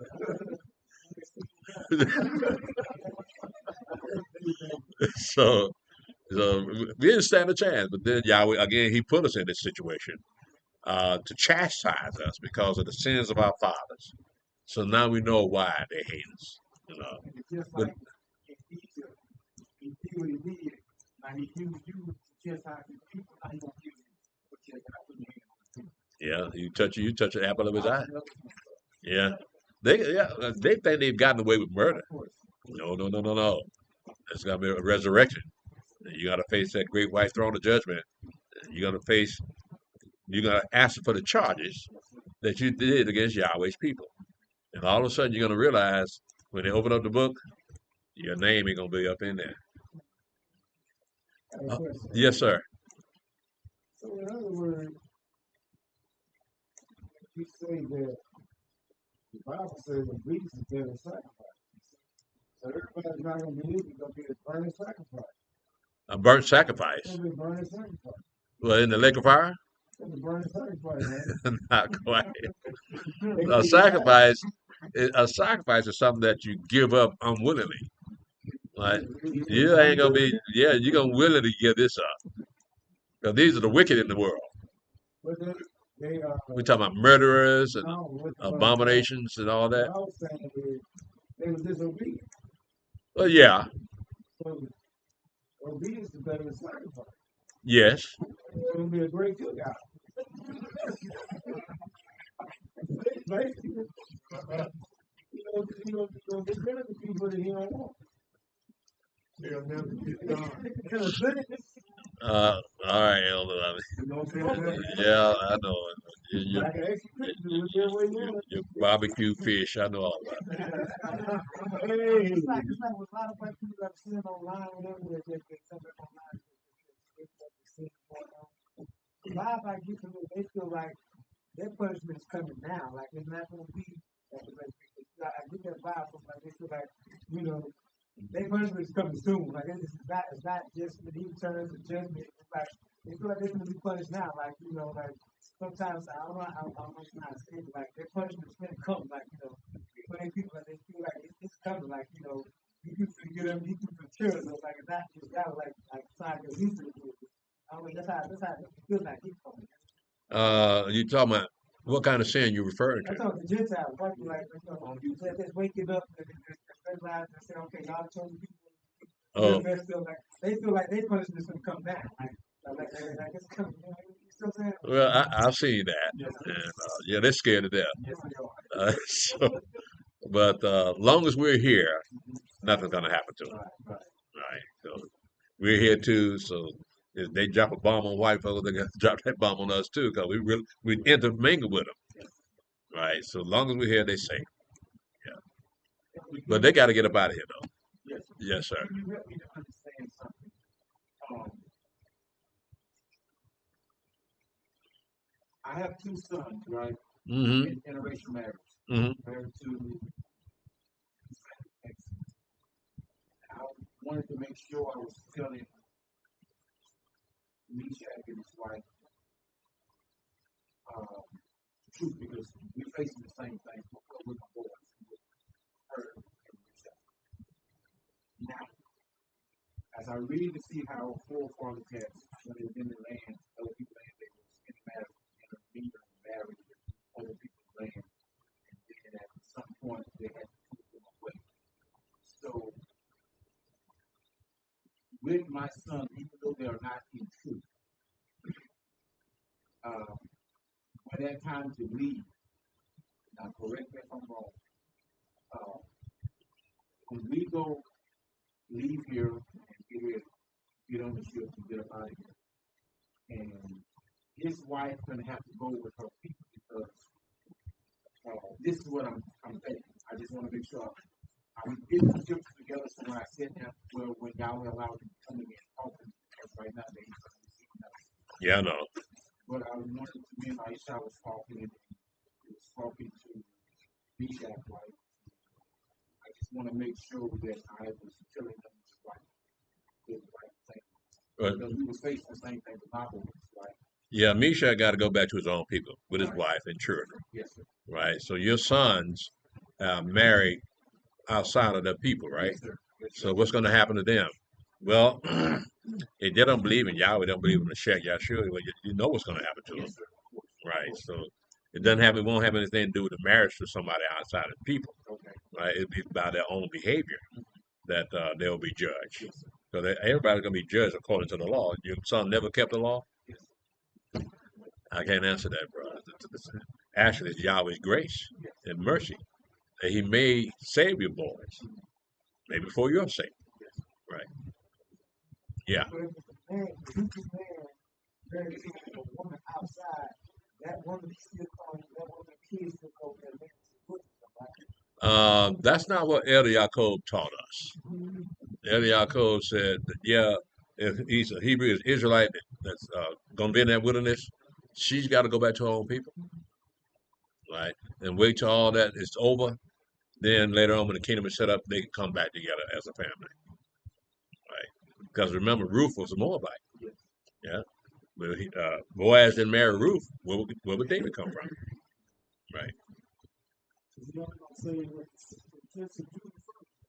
Yeah. Yeah, but that's why Judah gonna be in that wilderness before all the rest of the tribes, our 9 tribes, will still be scattered in the enemy's land. So we got to go through those changes in that wilderness. So we're talking about everybody here in America and everybody that's in Africa, because the house of Judah is still there too. Right? So all those people got to go through that wilderness experience, and knowing that what kind of people we are, how rebellious we are now. Y'all gonna do a number on those people, and they're gonna be looking for refuge. But I'm looking at the fact that if you remember the secret place, the solitary place, we may be there at the beginning of this thing, and we'll be watching them being slaughtered out there in that wilderness. And they're going to be wondering what happened to us. Where did we go?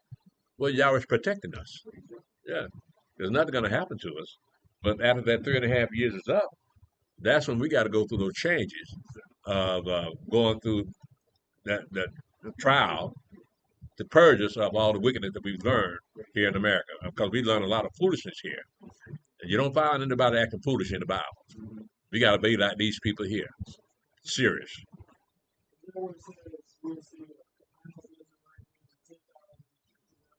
Yeah. Yeah. Right. So it won't come near us only with our eyes we see the reward of the wicked. Right. So I'm looking at it that way, is that secret place will be there at the beginning.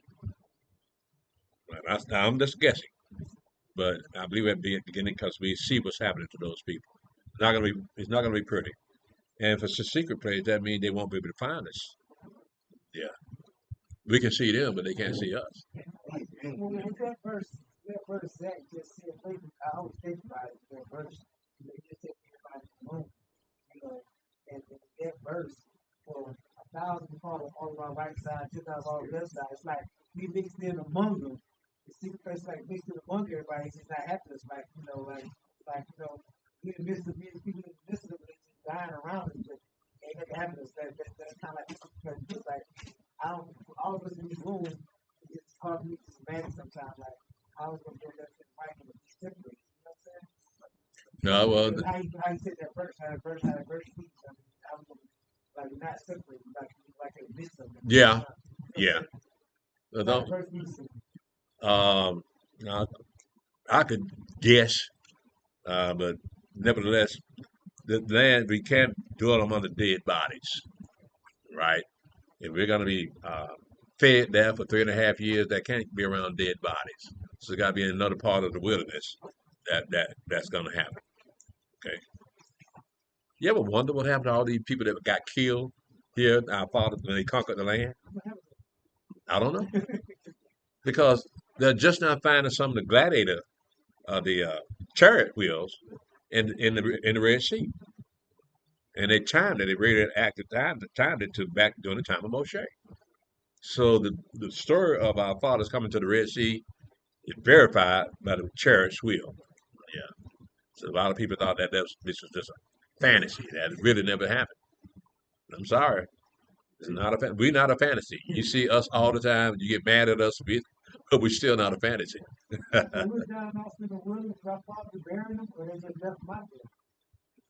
It doesn't say. They might have just left them out there and kept on moving. I doubt it. Doubt that. They probably buried them because they didn't want the animals eating their loved ones. They had them shovels with them, but they had to be buried them for about 1,000 though, because that's how Yahweh kill you.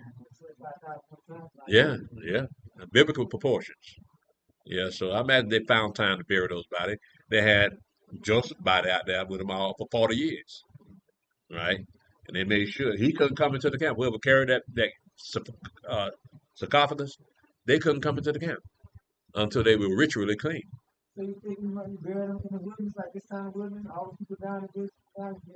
It should be some evidence that they were out there, shouldn't it? I guess like I said, this time it comes up. All the people dying from 2/3 out. We probably have to bury them too. I don't know how that's going to go down since there's going to be that many. We're talking about millions of people. That ain't no overnight job. All right, so that's a mystery that we have to see for ourselves. I'm not going to sit here and say, well, this is going to happen or that's going to happen. I'm not a prophet. But a good question though, because there's a lot of details that are left out in these prophecies that we don't know how it's going to come to pass. Like for instance, they talk about life, what life is like among our people whenever they made those sacrifices. Then is that you only had the Aaronic priesthood. Say for instance, this Feast of Tabernacles. All right, now I hate who's doing this the last day of Tabernacles. Defoe? Okay, he ain't gonna go here. But in the book of Numbers, we got what you have to do on the Feast of Tabernacles, all the sacrifices you got to bring. So I think it started off on the first day, you got 14 oxen, right? And the second day got 13 oxen all the way down to the seventh day, right? But what about the logistics of that? I mean, you sacrifice these animals to eat, right? But where do you eat them? Do you eat them around in the temple, around the tabernacle at that particular time? But the law still remains that you got to bring that many animals to the Feast of Tabernacles. And so, did they have a place to sit and eat around the tabernacle, around the temple? It doesn't say that. And so just take for granted we already know. No, total blank. So these are questions that we ask that won't be answered till you get there. Right? So we just have to be patient. Yeah. Let me see where we at here. Let's see. I know we let me see here. I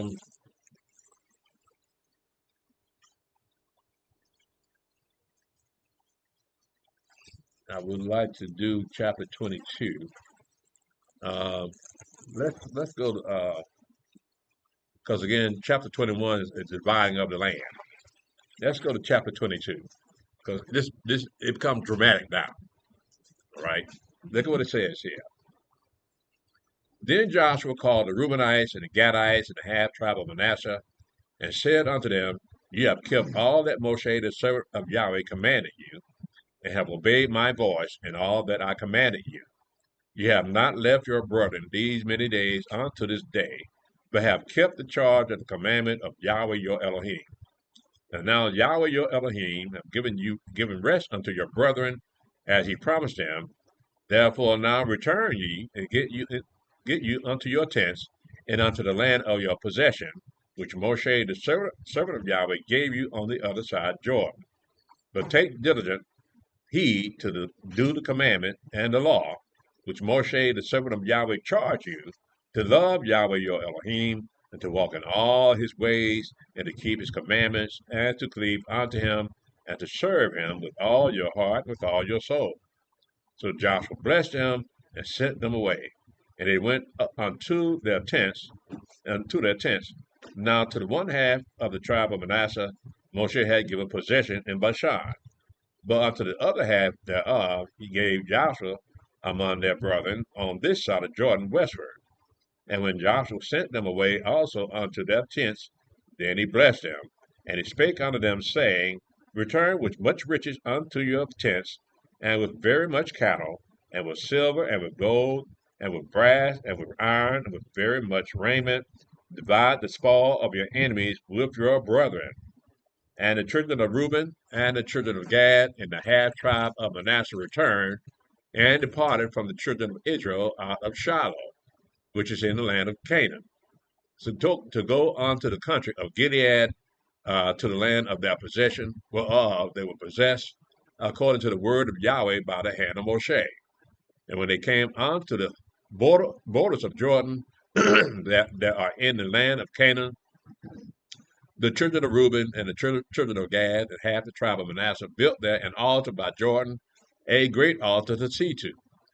And the children of Israel heard, say, Behold, the children of Reuben and the children of Gad and half the tribe of Manasseh have built an altar over against the land of Canaan in the borders of Jordan at the passage of the children of Israel. And when the children of Israel heard of it, the whole congregation of the children of Israel gathered themselves together at Shiloh to go up to war against them. And the children of Israel sent unto the children of Reuben, and to the children of Gad, and to the half tribe of Manasseh, unto the land of Gilead, Phinehas the son of Eleazar the priest, and with him 10 princes of each chief house, a prince throughout all the tribes of Israel, and each one was an head of the house of their fathers among the thousands of Israel. And they came unto the children of Reuben, and to the children of Gad, and to the half tribe of Manasseh, unto the land of Gilead, and they spake with them, saying, Thus saith the whole congregation of Yahweh, What trespass is this that you have committed against Elohim, the Elohim of Israel, to turn away this day from following Yahweh, and that you have built an altar, that you might rebel this day against Yahweh? Is the iniquity of Peor too little for us, from which we are not cleansed unto this day, although there was a plague in the congregation of Yahweh, but that you must turn away this day from following Yahweh? And it will be, seeing you rebel today against Yahweh, that tomorrow he will be wroth with the whole congregation of Israel.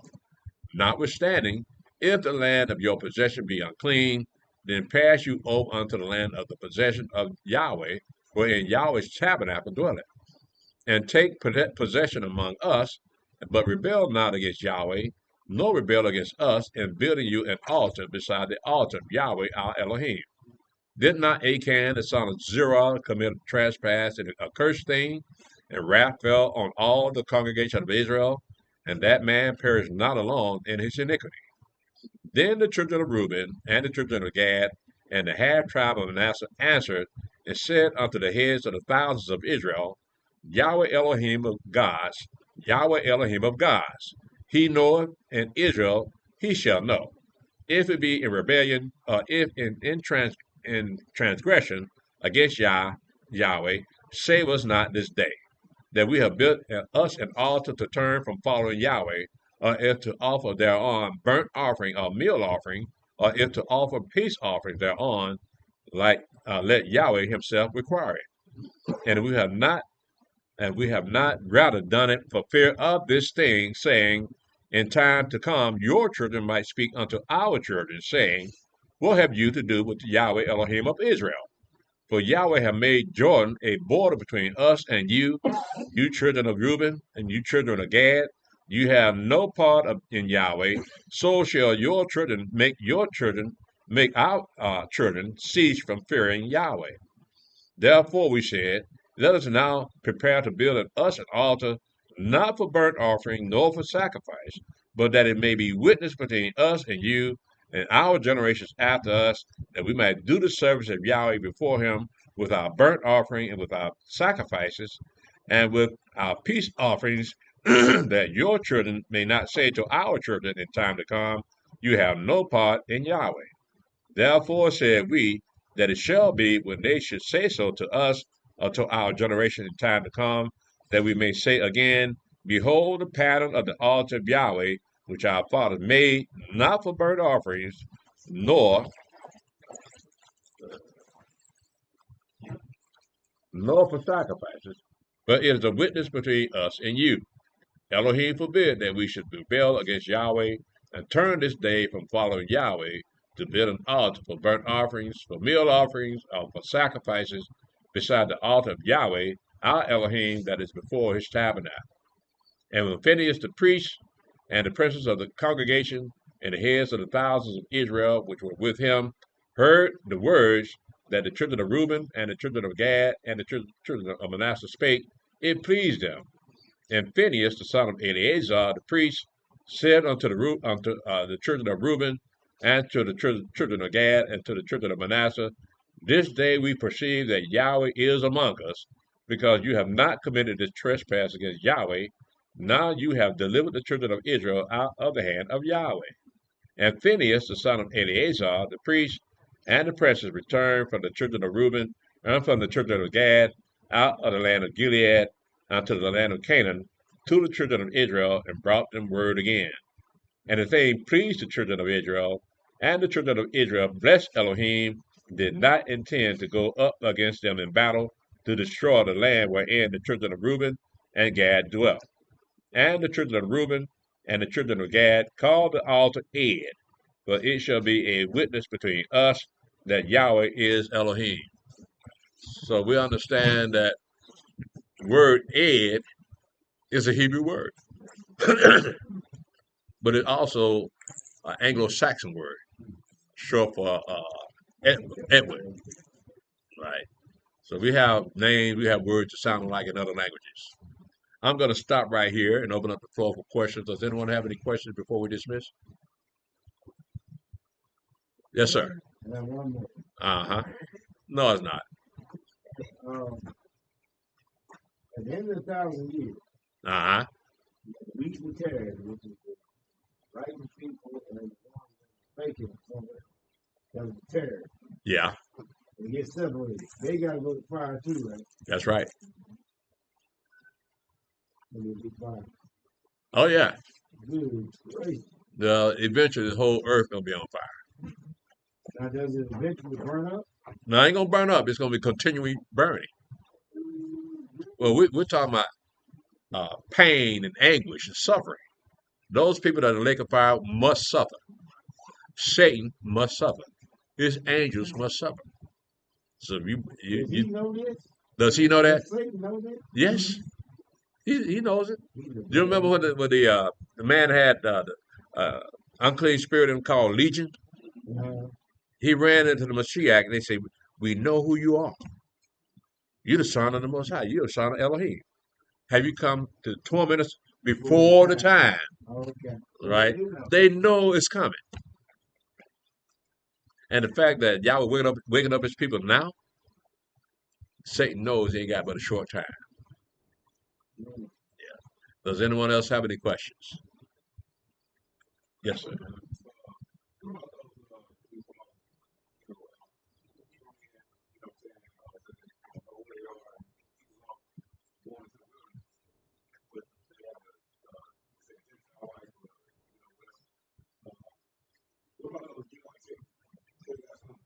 Well, if they're sons of a Hebrew man, then they're Hebrews. They'll go with the father. The girls go with the mother. Yeah. Because it's not going to be a place for anybody else out there but us, because it's going to be a lot of violence out there, and white folk will be out of place in a place like that. So Jake can be off the chain out there in that wilderness. Yeah. So, I mean, we have some Gentiles say, we want to go out there with you. No, you cannot. Because it's going to be a very, very dangerous time for us. We know it's going to be dangerous for you. Yeah, so you going back to your own land, just wait till this thing is over, and you ain't going to see but a few of us coming out that wilderness. Yes, sir. He just has daughters. He can't keep his daughters. If it's from a stranger, Right. He can't keep no, because that she has to go back with her mother. They have to go back to the children, female children. They have to go back with her mother to the place that she came from. And later on, after it's all over, they can come back and get together again. Yeah. Any more questions? All right, let's look at chat then.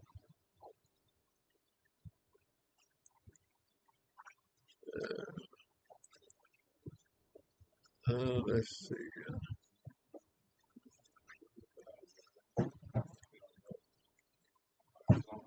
You gone, man? I gotta get up. Oh, you gotta go in. I gotta make that money, bro. I got Yashar Islam on Facebook. Okay. Shalom, Yashar Islam.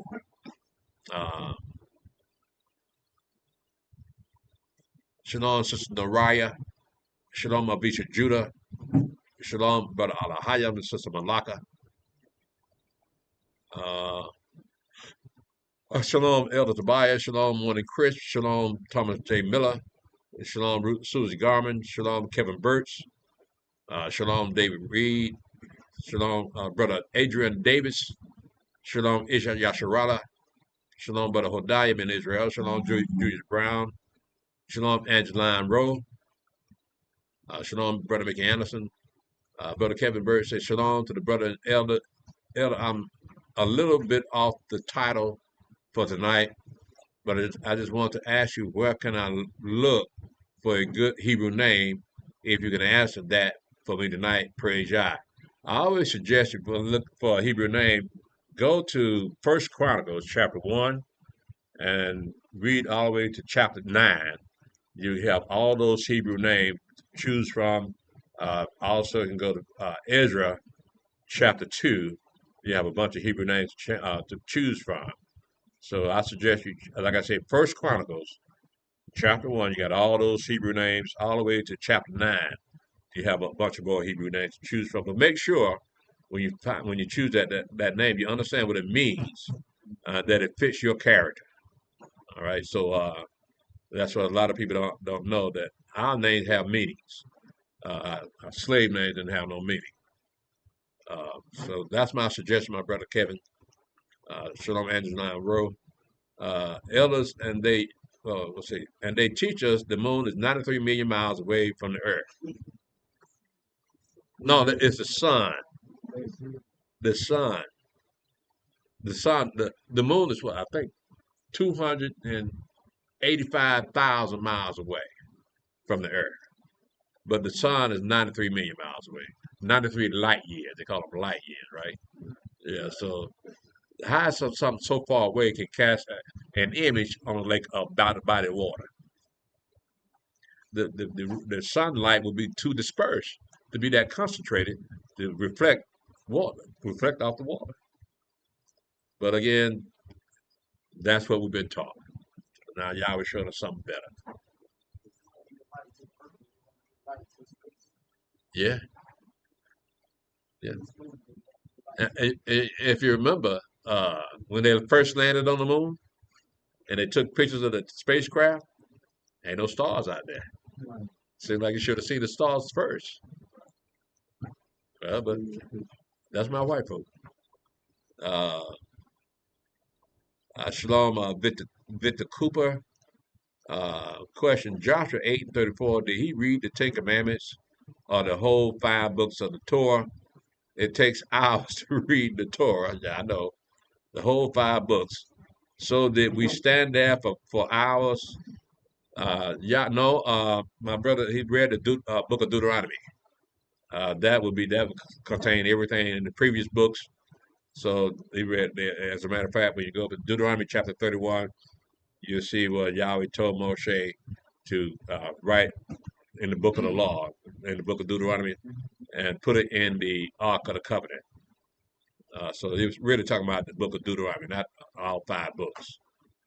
Shalom, Brother Malachi. Shalom, Jimmy O'Moore. Shalom, Melinda Curry. Shalom, brother Eliyahu. Shalom, Kevin Birch. Shalom, elder brethren. I have another question, elder. Do angels or are angels assigned to other nations or people? Those on the angels, ministry spirits, ministering to those that are heirs to salvation. Yeah, we've always had angels among us, but it's also the angels among those ministering spirits will be among those that are heirs to salvation. So that might include the Gentiles too.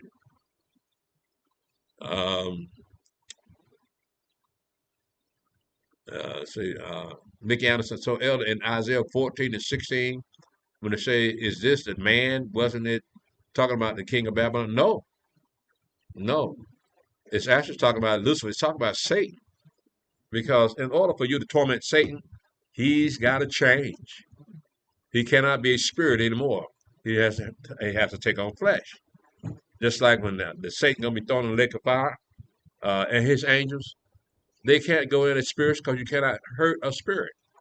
But they have to be changed. Like those that have eternal life, they got to be changed too. So yeah, they're gonna be changed so that they can suffer. But okay, excuse me, Elder, I have one more question. Though you just mentioned in Joshua chapter 11, verse 4, about the seashores and multitude, when it speaks about all Israel being saved, I know that that's kind of out there because there's going to be a judgment.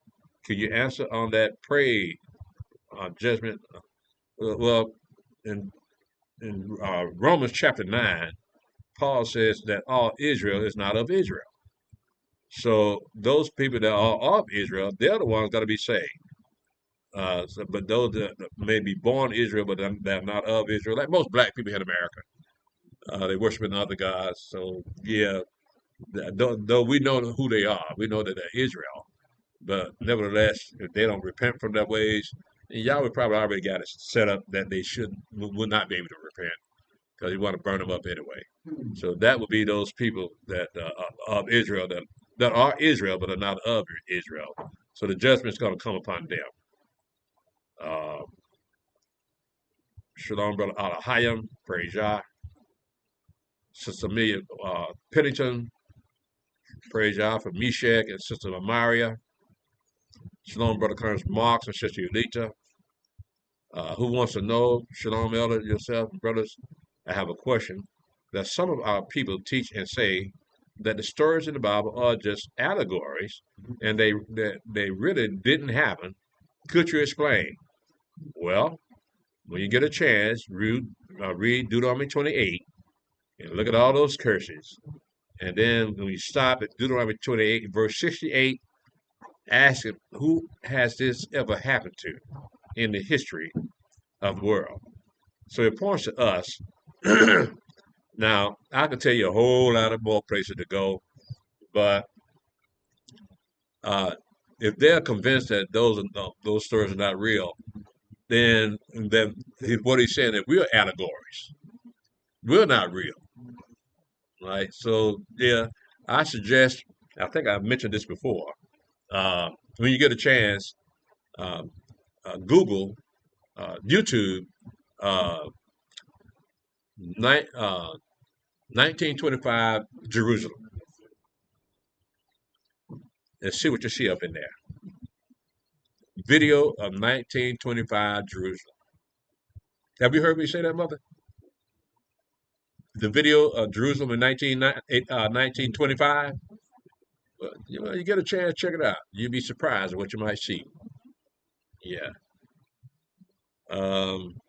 So yeah, who wants to know? Try that. See if the people that in that video, do they look like allegories? Who wants to know, sir? I am looking for a congregation to worship and to study the word of Elohim. Why are there so many different Israelite doctrines? And when will we as Israelites speak the same thing? Excellent question. It's for our benefit that we don't have the same doctrine. Because if we had the same doctrine, then we'd be an easy target for our enemies.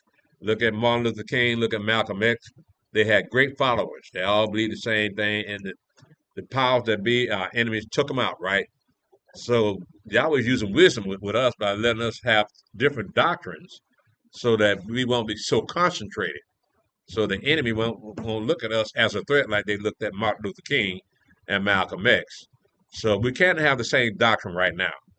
But once you leave America and when you come out of that wilderness experience, yeah, you're going to have the same doctrine then. Okay. Who wants to know? Say, I don't believe they landed on the moon. I believe it's all a lie from the white man. Yes, of course.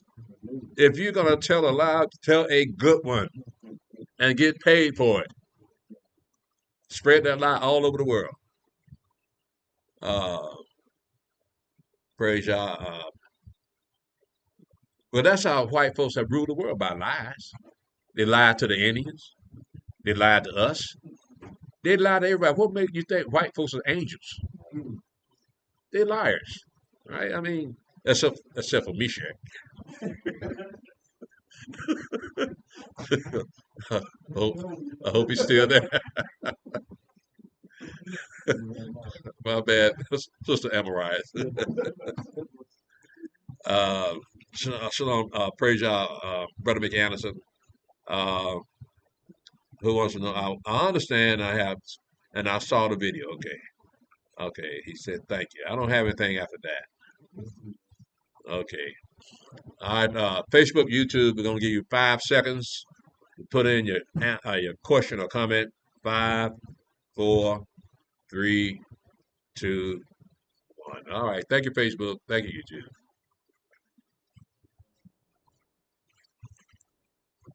All right. Once again, Facebook, YouTube, we are in the midst of the Feast of Tabernacles, and this is the 3rd day of that Feast of Tabernacles. We really enjoying ourselves. We're having a good time up here at NCCI. Wish you could be here, but did we have the video of the Tabernacles dinner feast the other day? Got pictures? Pictures. Okay, well, we're going to post those pictures up eventually, and you're going to see the brothers and sisters enjoying the Feast of Tabernacles. Again, thank you for joining us, Facebook and YouTube. Y'all